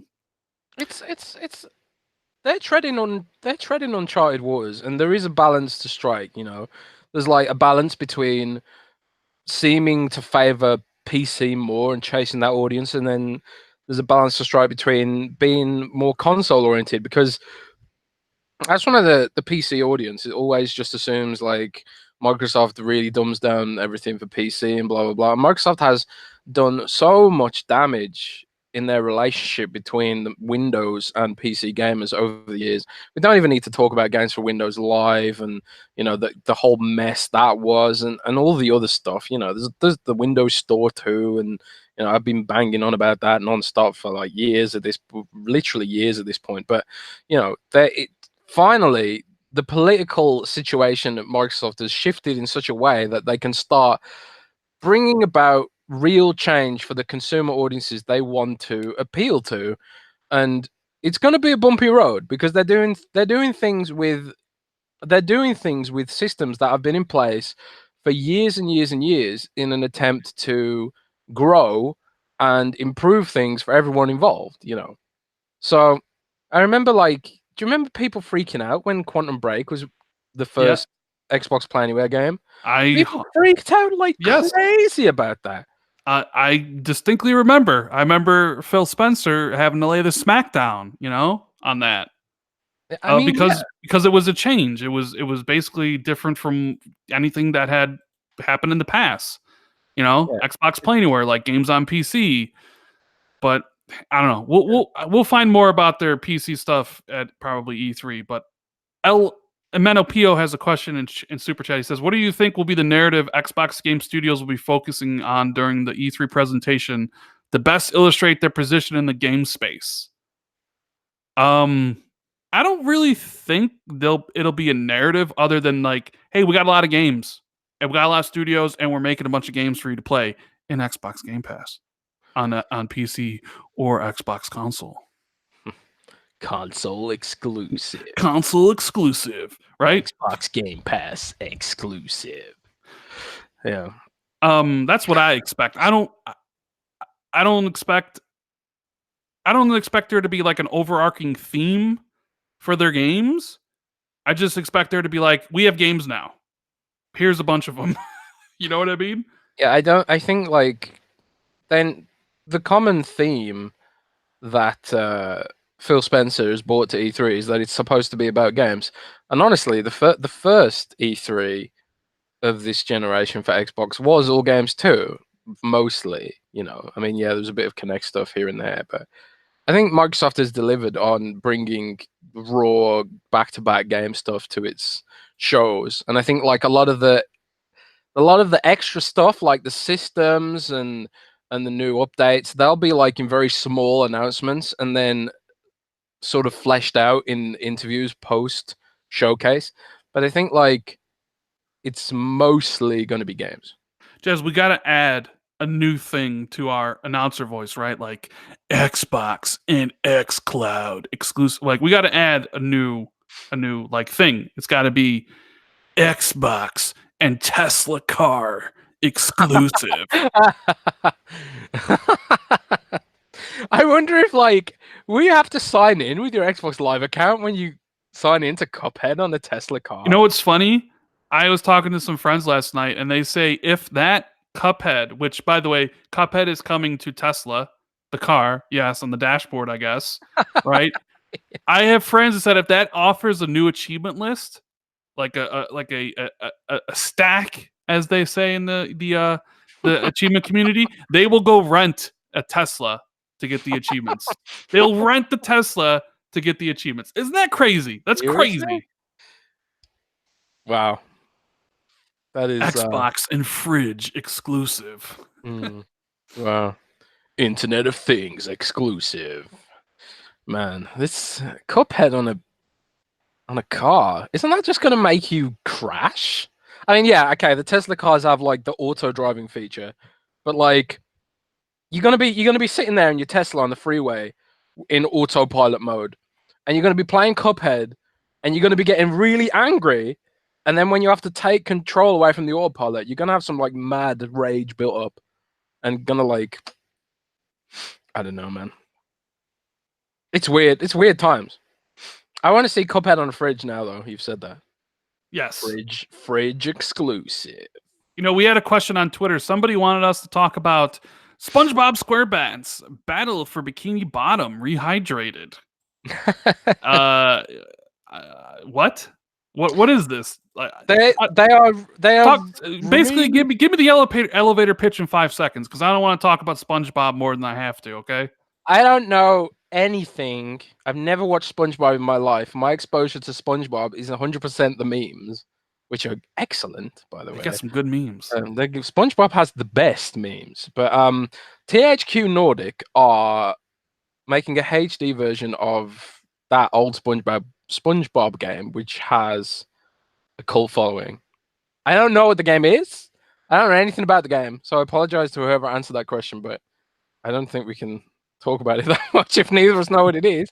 Anonymous Info says it's my childhood. So Yeah, no, I don't. I remember being I in never played it. I remember being in college when SpongeBob came out and being like, "What is this?" Well, Yeah, I saw a meme where it was like that perfection meme, right? And the first one was like a picture of PUBG or Fortnite or something, and the guy was like, "I would prefer real battle royale," and then it was a picture of Minecraft battle royale, and then he was like, "No, I prefer the real battle royale," and then it was SpongeBob Bikini Bottom or whatever, and then it was like perfection, you know. So I don't know if it's like some kind of multiplayer game or something, or I might be getting it completely wrong here, but Oh, here's a good quote from Zed. He goes, "Xbox platform exclusive on Game Pass Ultimate with your Microsoft 365 account via Windows 10 1908 update." oh my god. Jeez. Shout out to Keop901 for the super chat. It says Microsoft exclusive, PC exclusive, third-party games, cloud services, emulators, modding, and playing with any controller type. Wouldn't you say PC gaming is the ultimate gaming platform? I tell you why PC gaming isn't the ultimate gaming platform right here now. we go. Here we go. Yeah, I'll tell you why. You tell them. Don't let all the PC Master Race people hear this though. They're gonna. I'll tell you why it's not the ultimate gaming platform. It's because moving Stellaris in window mode to a second monitor literally takes about 40 minutes of fiddling with the settings, fiddling with the resolution stuff, getting it over there, making it stay there on the second monitor. It's a pain, you know. And the stuff like I remember back in the day because I played Battlefield 3, no, Bad Company 2, primarily on PC. Sometimes finding a server that wasn't either modded to hell, had stupid rules like 2 snipers allowed. It was laborious, you know. Sometimes it's just easier. It's just lazier to just boot the game up on console and just know that it'll work. You know, and you know, for PC games that do make proper clients, like for example, if I'm playing There Are Billions, in the settings for There Are Billions, there is a setting in the display options. Display this on second monitor, and it works. Great. Thank you, There Are Billions. Most games don't have that. So I have to like let them take over the full screen exclusive mode on my primary monitor, and it makes me really mad. Now Microsoft tried to solve this with UWP, making everything window mode, but everyone hated it. So now we've got just like we're stuck with Win32, the mess of Win32 forever now, apparently. So, and that's just one example. PC gaming is great, and you know I play a lot of games on PC, like exclusives, bloody mostly strategy games, which need a mouse. But it is frustrating when all you want to do is play a game, you know. So like I play a bit on both. I play the games that look better on my X, and I play strategy games that I like on my PC. That's pretty much it. Mm. You know? So I guess he answered your question. I mean, look, I don't. If you want to play on PC, go right ahead. I'm not going to say don't. Do you want to play on Xbox? Go right ahead. Doesn't matter to me. I like to play where I play, and PC gaming's not for me. And I've tried PC gaming. I just don't care. Like I'll stick to Xbox and PlayStation. Thank you. If Xbox and PlayStation left, I'd probably begrudgingly play on Nintendo. Like you know, like I just. You choose Nintendo over PC? I would choose Nintendo. No, would I choose Nintendo over PC? I don't know. I might actually if Xbox. My problem with PC gaming is like it's not PC gaming itself. It's Windows. the Win32 legacy code is a mess, and like there's no standardization in the way the games are delivered. Some games are like super unnecessarily intensive on your hardware, whereas other games are like really well optimized and work really well. Like I could run Overwatch on the Surface Go and it will work really well, you know. But if I try to run something else that's very similar to Overwatch on the face of it, it won't work because it's poorly optimized or whatever. and Overwatch it just has better optimization. And I don't know if that's just because Blizzard is a bigger company and they can spend the time to put that optimization effort in place, but there's no standardization. And yeah, the problem with PC gaming is Windows, you know. But Microsoft now is they're doubling down on Win32, and hopefully they can modernize Win32 without scrapping it like they were trying to do with UWP. So, yeah, and like Cloberl says in chat, shout out to Cloberl, by the way, he says, Sea of Thieves runs on a toaster. You know, a lot of games don't, you know, and my PC ain't the most powerful. I've got a GTX 1060 in this thing, and it's the mobile variant as well, so it gets pretty hot. That's outdated, bro. You need to upgrade. Yeah, I know. It's I almost bought one of the new Razer blades with the RTX cards in them recently, but I decided to upgrade my TV instead and wait for the Samsung Galaxy Note 10 because I don't want to pack too many massive purchases in per year or I'll go broke. So I'm gonna wait for the Surface Book 3, I think, which will probably come out next year, with RTX cards in them. Because I like my inking, Rand. I like to doodle on my screen sometimes. That's why I don't get a Razer Blade. But the new Alienware PCs look pretty good now. I don't know. Did you, speaking of, before, let's get off the PC topic and come back to E3. Nobody cares about PC. Move on. But what I do want to ask you first, right? Did you guys see the new Mac Pro that costs $6,000? Oh my God. We need to talk about this because there's dude, and there's like an Xbox related thing that I wanted to talk about, but who is in their right mind is going to buy this $6,000 PC Mac with $1,000? They're just making fun of their customers at this point, right? Like who is buying that? I can't believe it. I mean, I know kind of Apple has this disdain for their customers where they're literally charged these exorbitant, like, you know, like prices for their products. Well, but that one takes about the Mac Pro is like people are mocking it, but it's supposed to be aimed at companies, right? It's supposed to be aimed at movie studios. They ain't gonna expect every YouTuber to run out and buy a Mac Pro to make their YouTube videos on. It's meant to, yeah. It's Charlie says in chat. It's aimed at Pixar. That said, $1,000 for a stand? They are high. They are ridiculously high. They're on some mad drugs if they think they... Yeah, you can get a $50 Visa stand, which is compatible with the same monitor, or you can buy $1,000 stand with an Apple logo on it. See, the thing, the YouTubers will buy them. The YouTubers will get those for free. They ain't gonna be buying. I just seen they're not gonna buy one. I'll tell you now, Apple does not give review units for free. Oh. They don't have to. They don't care about influencers and stuff like that because they are too big to care. You know, they do not care. They don't give review units out generally, and they get. I'm sure The Verge gets them and stuff like that, but it's not like some of the smaller laptop companies which will just give them out to everyone. But Apple don't need to do that stuff, and they don't need to do that stuff because people will buy a stand for $1,000, man. It's crazy. It's crazy. Shame on you if you spend $1,000 on that stand. Shame on you. You buy 2 X's for one Apple stand. It's so funny though, because like the snark and the memes that there's a whole meme that's come out of this. It's like you could buy like 4,000 chicken nuggets or 1 Apple stand or something like that. It's but there was something Xbox related that they announced, not at the show but later, that iOS 13 is basically going to natively support Xbox One controllers as well as PlayStation 4 controllers. They've incorporated the Xbox Bluetooth stack directly into iOS now, which Android's had for some time. But now that Apple's done it, it should lead to an explosion of decent peripherals which let you dock your phone. Because it's always when Apple does something that the rest of the industry follows.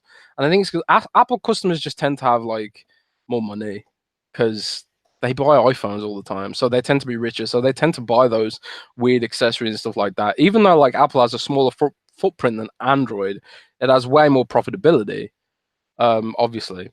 So I'm hoping from this that we get like actual decent Xbox controllers for xCloud, because right now, if I want to play xCloud on my Samsung Galaxy Note with an Xbox controller, I have to sort of prop up the phone using my leather case. Like I can't just like dock the phone with the controller. Do you know what I'm trying to say? And Mhm. the accessories that exist today to do that are pretty garbage. So I'm hoping that it gets more stuff like that. But in addition to that, the Xbox controller will also work on the new Apple TV. And Apple's pushing gaming on the Apple TV with its new Apple Arcade thing. So I think like Project X Cloud for Apple TV is a certainty at this point. And probably PlayStation Yeah, now but as well. you were a little bit concerned that it wouldn't be on like iOS in the beginning. I was like, because we saw what Apple did with Steam Link. Apple delisted Steam Link from iOS store. I believe it's come back now, actually. Steam worked out some kind of deal with Apple, and now they've brought back Steam Link. And I suppose Apple's take is like, how do we make money from Steam Link? If people are buying games from Steam, they ain't buying games from us. So we didn't want, TRZ. I can't say your name. TRZ Erector. Sorry, but he says in chat, Apple don't like other ecosystems in their ecosystem. And exactly. Now, Microsoft's gonna have to pay to play in that ecosystem, but Apple they can't stop Netflix because it's too damn big. They can't stop Spotify because it's too damn big. But they do make it hard for them. They do make it hard for them by they take a cut of in-app subscriptions, which forces them to get people to sign up on a website, and which it creates a friction between the sign-up process, which, by the way, is half of the reason why they're doing this new Gamertag system. Some people, especially mobile users who've got ADHD, they just want to get through to their service as fast as possible. If they can't get a Gamertag they want, they might just close the app and never use it again. So it's about reducing friction to that ecosystem. And yeah, I was scared that Apple wouldn't play ball with xCloud, but it looks like they are now. And I suppose that's only a good thing, because Apple's the cool company, that'll push this stuff to the mainstream more so than Android, I think. Even though Android is like the much bigger platform across the world, you're also including Chinese third-party stores in that list where Google Play doesn't exist. So, but that's the thing. Microsoft can circumvent the Google Play Store too. They can put xCloud on the Samsung Galaxy App Store, like they've done with Mixer. Like you can get Mixer from the Samsung App Store. So let me ask you this question: do you think xCloud is the name that they're going to call the service? Because every time that, do you think they'll come up with something else like Xbox game streaming or something? Well, I think they could call it xCloud. It's a pretty cool name, right? I mean, people in chat, type 1 if you think xCloud is a cool name, and type 2 if you think they should go with something else. But I think xCloud's a pretty cool name. But as we've seen from past Microsoft code names, even when oftentimes people will say, "Oh, that's a pretty cool code name, you should stick with it," they don't do it. Microsoft Edge used to be called Project Spartan, I think, and people were like, "Yeah," so most people think xCloud is a good idea. But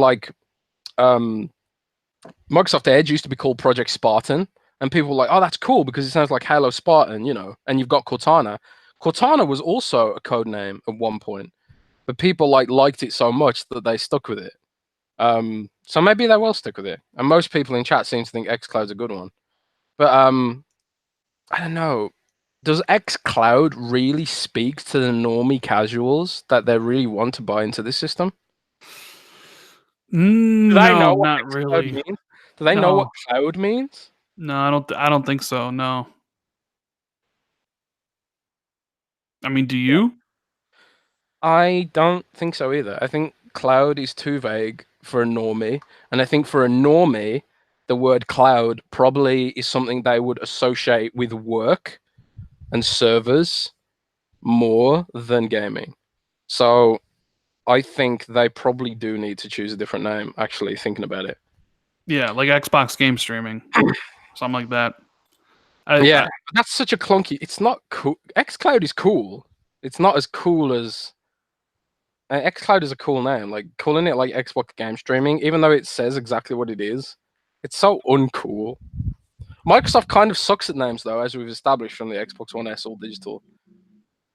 Right. Yep, they do. But you know who names things perfectly is the accessories team. Like they're good at naming stuff. Yeah. Yeah, it's the consoles are the ones. Xbox One, huh? Xbox One sad, huh? Like, come on, get your act together, console naming team. Like, what are you gonna call the next Xbox console? Infinity, lol. 720, lol. You know, like, come on, you put yourself in a really bad position on this one. But yeah, so the xCloud stuff. I did see Brad Sam say that it would be the focus of the show or the darling of the show. I mean, I knew they were going to talk about it for a little bit. I just hope they keep it short and sweet. But I know like that's important to them, so Indubitably.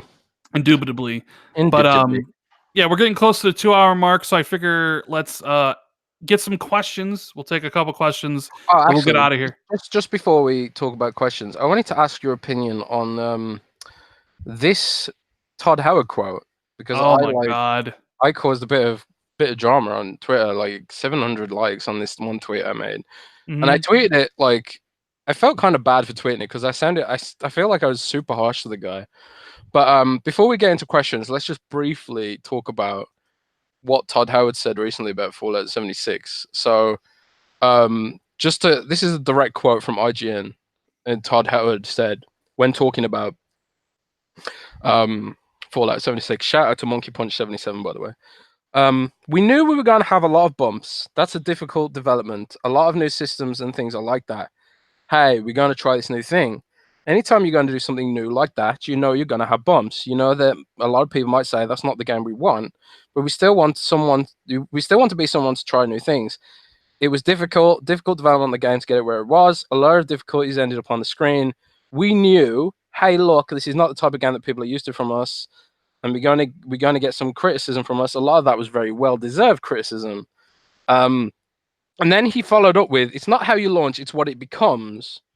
So that sort of bothered me, because it sounded to me like he was saying, we knew it was broken, we shipped it anyway.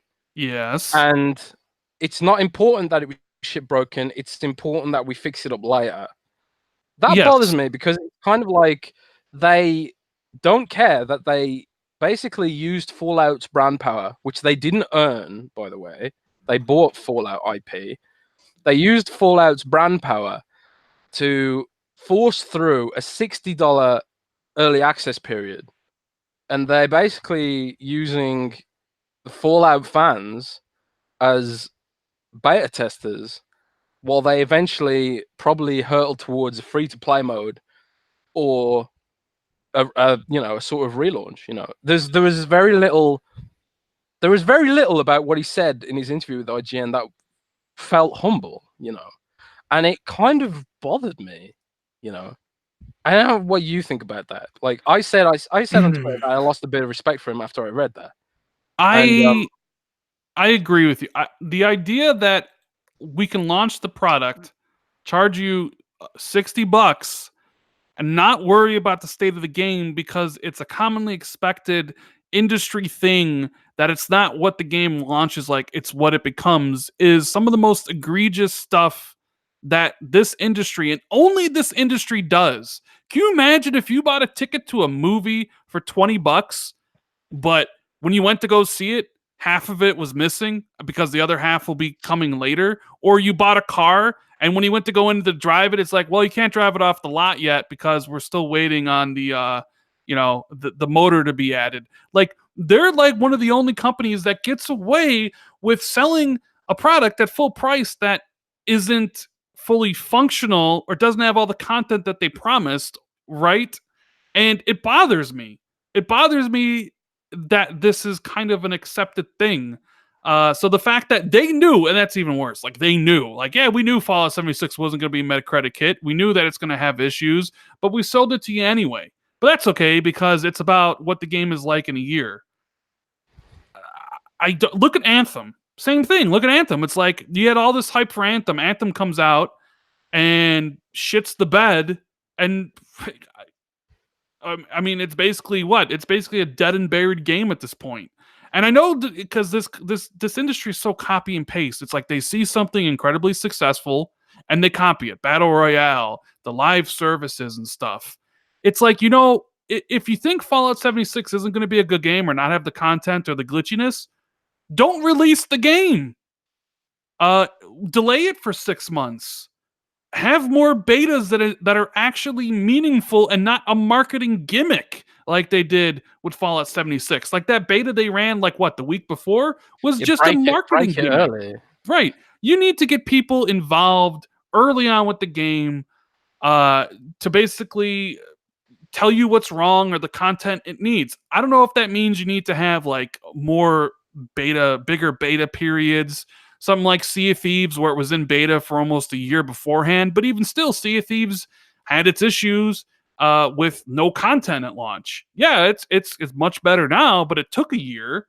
And, that's another thing people said to me in response to that. So, why don't you criticize Crackdown 3 or Sea of Thieves for the same thing? And I was just like, well, those games weren't broken per se. I jumped back into Fallout 76 recently to try one of the new events, and I'm someone who has about 150 hours played in Fallout 76, and and you can make an argument that I paid $60 for Fallout 76 and played it for 150 hours. I did technically get my money's worth, but the thing is, I see it from the point of view of someone who isn't suffering through the issues and someone who wasn't playing it for review purposes. And as someone who doesn't have disposable income, as someone who can't just drop $60 willy-nilly, and there's a lot of people like that, who just can't just waste $60 on something like that. Someone who will be excited about playing Fallout 76 as with their friends and stuff like that, and the whole idea of a Fallout MMO quasi thing, it's adding multiplayer to Fallout was one of their highest requests, and a lot of people.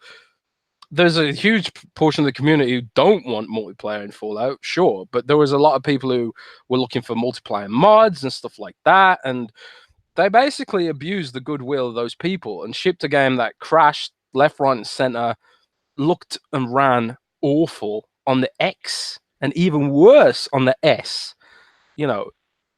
A damn game was barely playable. And I went back to it recently, about a month ago, to try that new Sheep Squatch event. And to their credit, they have been shipping content pretty quickly to Fallout 76 and patching things up. I still crashed within about 20 minutes of playing. Hard crashed desktop. And that was after almost 6 months of updates. So right. I am it's just really frustrating that it's gotten to a point where the industry feels like they can ship early access games for $60 as long as they're big enough or something. No Man's Sky got absolutely battered for the way it shipped. And they were a small indie dev, and the game was misrepresented at launch. But you can almost forgive them because they are a small indie team who don't really have the experience that a big company like Bethesda does. And it's just frustrating how the cavalier attitude towards towards treating people like that. I don't know. It just rubbed me the wrong way. I don't know. Well, it's basically Todd Howard and his sweet, sweet lies. Lying some more. But yeah, so that was basically the end of the show. Jez needed to get that off his chest, but we do want to take a couple questions before we get out of here. So, if you enjoyed the podcast, make sure to leave a thumbs up. If you're listening to this later, hi, how's it going? Hope you're having a great day. So, what do people want us to answer? We'll take a few. I know the podcast is already a little bit running over 2 hours. So, Axel says, Jez, why do you hate robots so much? Where did the Terminator touch you improbably? Dude, I don't know what it is. I think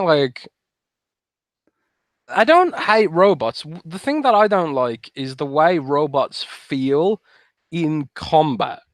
I think in a shooter, when your bullets are hitting metal, it's less satisfying to me than if they're getting embedded in flesh. And if you're referring, I agree with you. if you're referring to like when I was bitching about the Promethean enemies in Halo or the DBs in Gears of War, like at least in Gears of War the DBs like split apart and they're a little bit more satisfying to fight than the Prometheans.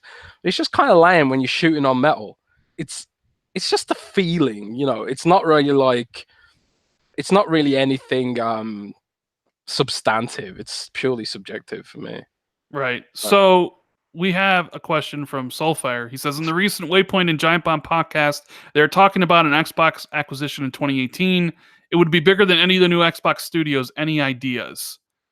I did listen to that, and I was thinking about it, and part of me thinks it was like, if they did this, they wouldn't have bought these other studios. And I think it was a publisher they were buying, and I think it was going to be Capcom at the time. And if they would have bought Capcom, they wouldn't have bought any other studios. But I think because of that, they decided, you know what, let's buy these other studios. And the talks between whoever, massive thing they were talking about kind of subsided. So that's kind of my take on that. Sam Tolbert says, on a scale of 1 to 10, how excited are you for each E3 conference right now? I'm like an 8.5 for Xbox, almost a 9. Square Enix, I'm probably a 7. Ubisoft, I'm probably a 6 because there's going to be no Splinter Cell, and we already know the new Watch Dogs is leaked, so I'm going to say 6 for that. Who else even has a conference? Like Sony's not there, so they get a 0. EA's doesn't have one; they get a 0. Although EA's is always the worst. So yeah, Zalker. He has, I have a question. Jez, spill the entire E3 conference. Thank you. I'll take you fishing if you answer. Oh, man. He can't be bought. He can't be bought, Zalker. I can't be bought, man. I can't be bought. He's not going to leak it. El Paul, he wants to know, no publisher acquisitions, got it, but what about publishers in other countries? Japan, Central Europe? And that kind of goes along with Cloberil's question. I want your both final prediction. New studios, yes or no, not a maybe. So he wants to know if we think Microsoft is going to announce an acquisition during the press conference. So I'm going to say no. What do you say? What was the question again? Sorry, I just missed that. He wants our final predictions on whether Microsoft will announce a new studio acquisition during the conference at E3. I'm going to go with no. There you go. No. Pure guess. Yes. So don't blame me if it happens. But I'm not feeling it right now. I think they might be just sticking with what they've got. Well, actually, no. Tell a lie. I do know about. They are building up a new studio internally, but it's not a big surprise there. They're basically going to be building up the Age of Empires operation to expand it out into another pillar franchise. So I've heard about that for quite a while, but I don't know if that's really I don't know if that's a surprise. I mean, you already know that there's an internal Age of Empires studio who are making Age of Empires 1 Definitive Edition, so it's not really big news there, but yeah. Shady wants to know, Rand, how is Anaconda pronounced? Shady, you're so funny. I don't get it. Okay, so I did a video the other day about basically what I expect to see from Microsoft and how they announce the 2 new consoles, the next gen systems, right? And I basically mispronounced Anaconda in the video a bunch of times and said Andaconda, right? Sometimes I do that when I speak really quickly. Don't make fun of me. I was in speech therapy for 5 years as a kid, right? So the whole entire comment section for that video is everybody making fun of me. Like literally just making fun of me, and here's Shady making fun of me. And if we had a soundboard, Anaconda. I get it. Yes, lol. So JD Gamer wants to know from the super chat. Thanks for your support. He says, "What is the likelihood of that Microsoft will do so well at E3 that it moves the needle and changes perceptions, giving them, I would say, momentum into next gen?"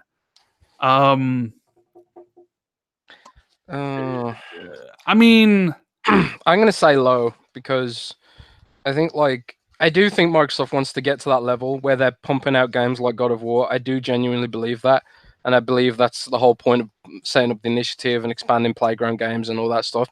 But I think it's going to take time to change the perception of that aspect of of their operation. And I don't think any single E3 is good enough to change that perception of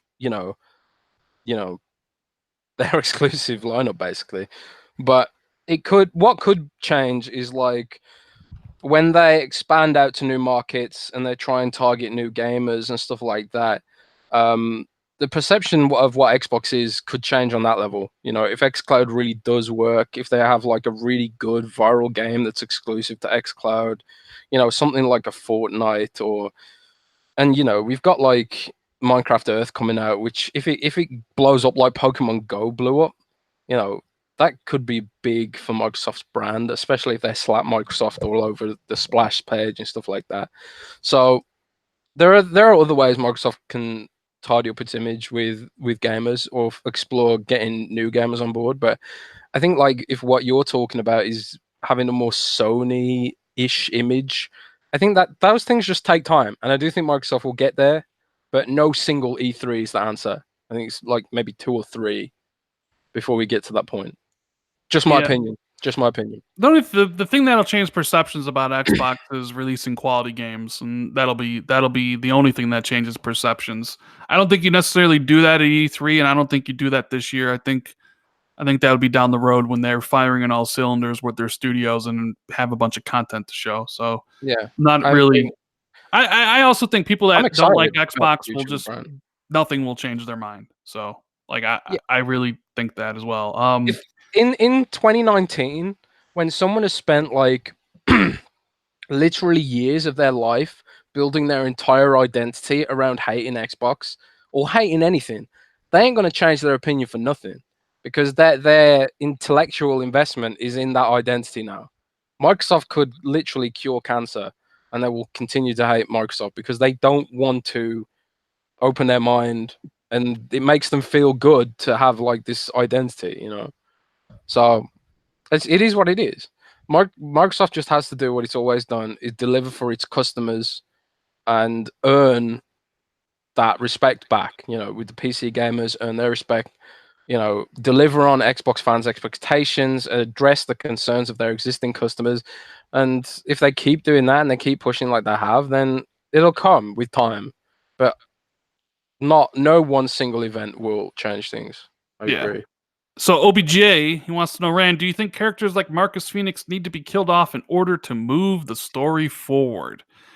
Well, you don't necessarily need to kill off Marcus to move the story forward. I mean, you can do that with the current cast of characters. But if you're trying to like shake things up, if you're trying to get an emotional response from people, like it depends on what they're going for. If you want to make Gears a little bit more dark, go in a different direction, get an emotional response from players, there's really no better way to do that than killing off Marcus Phoenix and having Kate do that. Because then it creates emotion for the people watching. Like they just killed off Marcus, right? It creates dramatic tension between Kate and JD in that sense. And then it really positions Kate as the villain. Like, so if you want to think about it like that, they could do it that way, but you don't necessarily need to kill off Marcus to move the story forward. I would like them to kill off Marcus, though, just because I think they need to take some creative risks with the storytelling, but that's just my personal kind of feeling on that one. Yeah, if that actually happens, people are going to blame you for spoiling it.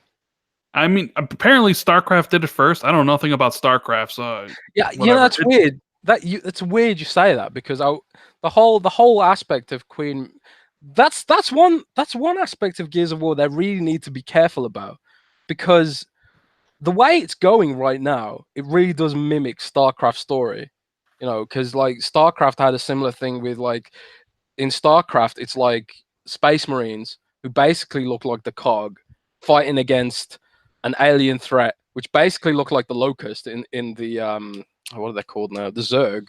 And one of the guys from, I can't remember what they're called now, the Space Marine dudes. It's been a long time since I played StarCraft. She betrays them and ends up becoming the queen of the Zerg, Kerrigan. And that's a famous plot twist. if Gears do something like that, it's going to be too close to StarCraft, and people will call them out. So they need. And yeah, Locusts aren't aliens. I know they're native to Sarah, but it's that similar sort of thing. Yeah, I don't know. They need to be careful with that because people will call them out if they do a Kerrigan on K. They will call them out. Their names even start with the same letter. Yeah. Graphic God wants to know: do you guys avoid leaks or embrace them? I have been known to embrace them. I will be known to search them out. Like yesterday, there was this thing on Twitter. They're like, "Oh my God, Gears 5 video leaked," and I was searching furiously for it. I was DMing Jez like, "I can't find it." Yeah, I don't shun them. I don't avoid them, especially for video game. Maybe for story related content, like I didn't look for Avengers Endgame stuff because I was gonna go see it. But yeah, I mean, if somebody came into my DMs tomorrow and was like, "You want to know the Xbox briefing?" and I'd be like, "Sure." I wouldn't say no. You know what I mean? Jez, what's your stance on that? Sorry, can you repeat the question? Do you embrace leaks or avoid them? Or avoid them? I personally, I avoid them, but I can't because of my job. So like in the past, I've actually not just avoided leaks, but I've actually avoided game trailers because I want to be surprised, Like I see a game that I know I'm gonna buy, like for example, I know for a fact I'm gonna buy the new Pokemon. I'm gonna love it. But we never talked about new Pokemon. Should we do a whole segment on the new Pokemon round? No, let's not. Let's not do a new segment on the Pokemon. Yeah. Absolutely not. But okay. I'll let you off this week, maybe next week, but or the week after rather. But yeah, you like to go in blind, but I can't do that anymore because I have to know, So there's that. I hate leaks. I hate that it's become such an important part of my job. I absolutely hate it. I don't like spoiling E3 for people.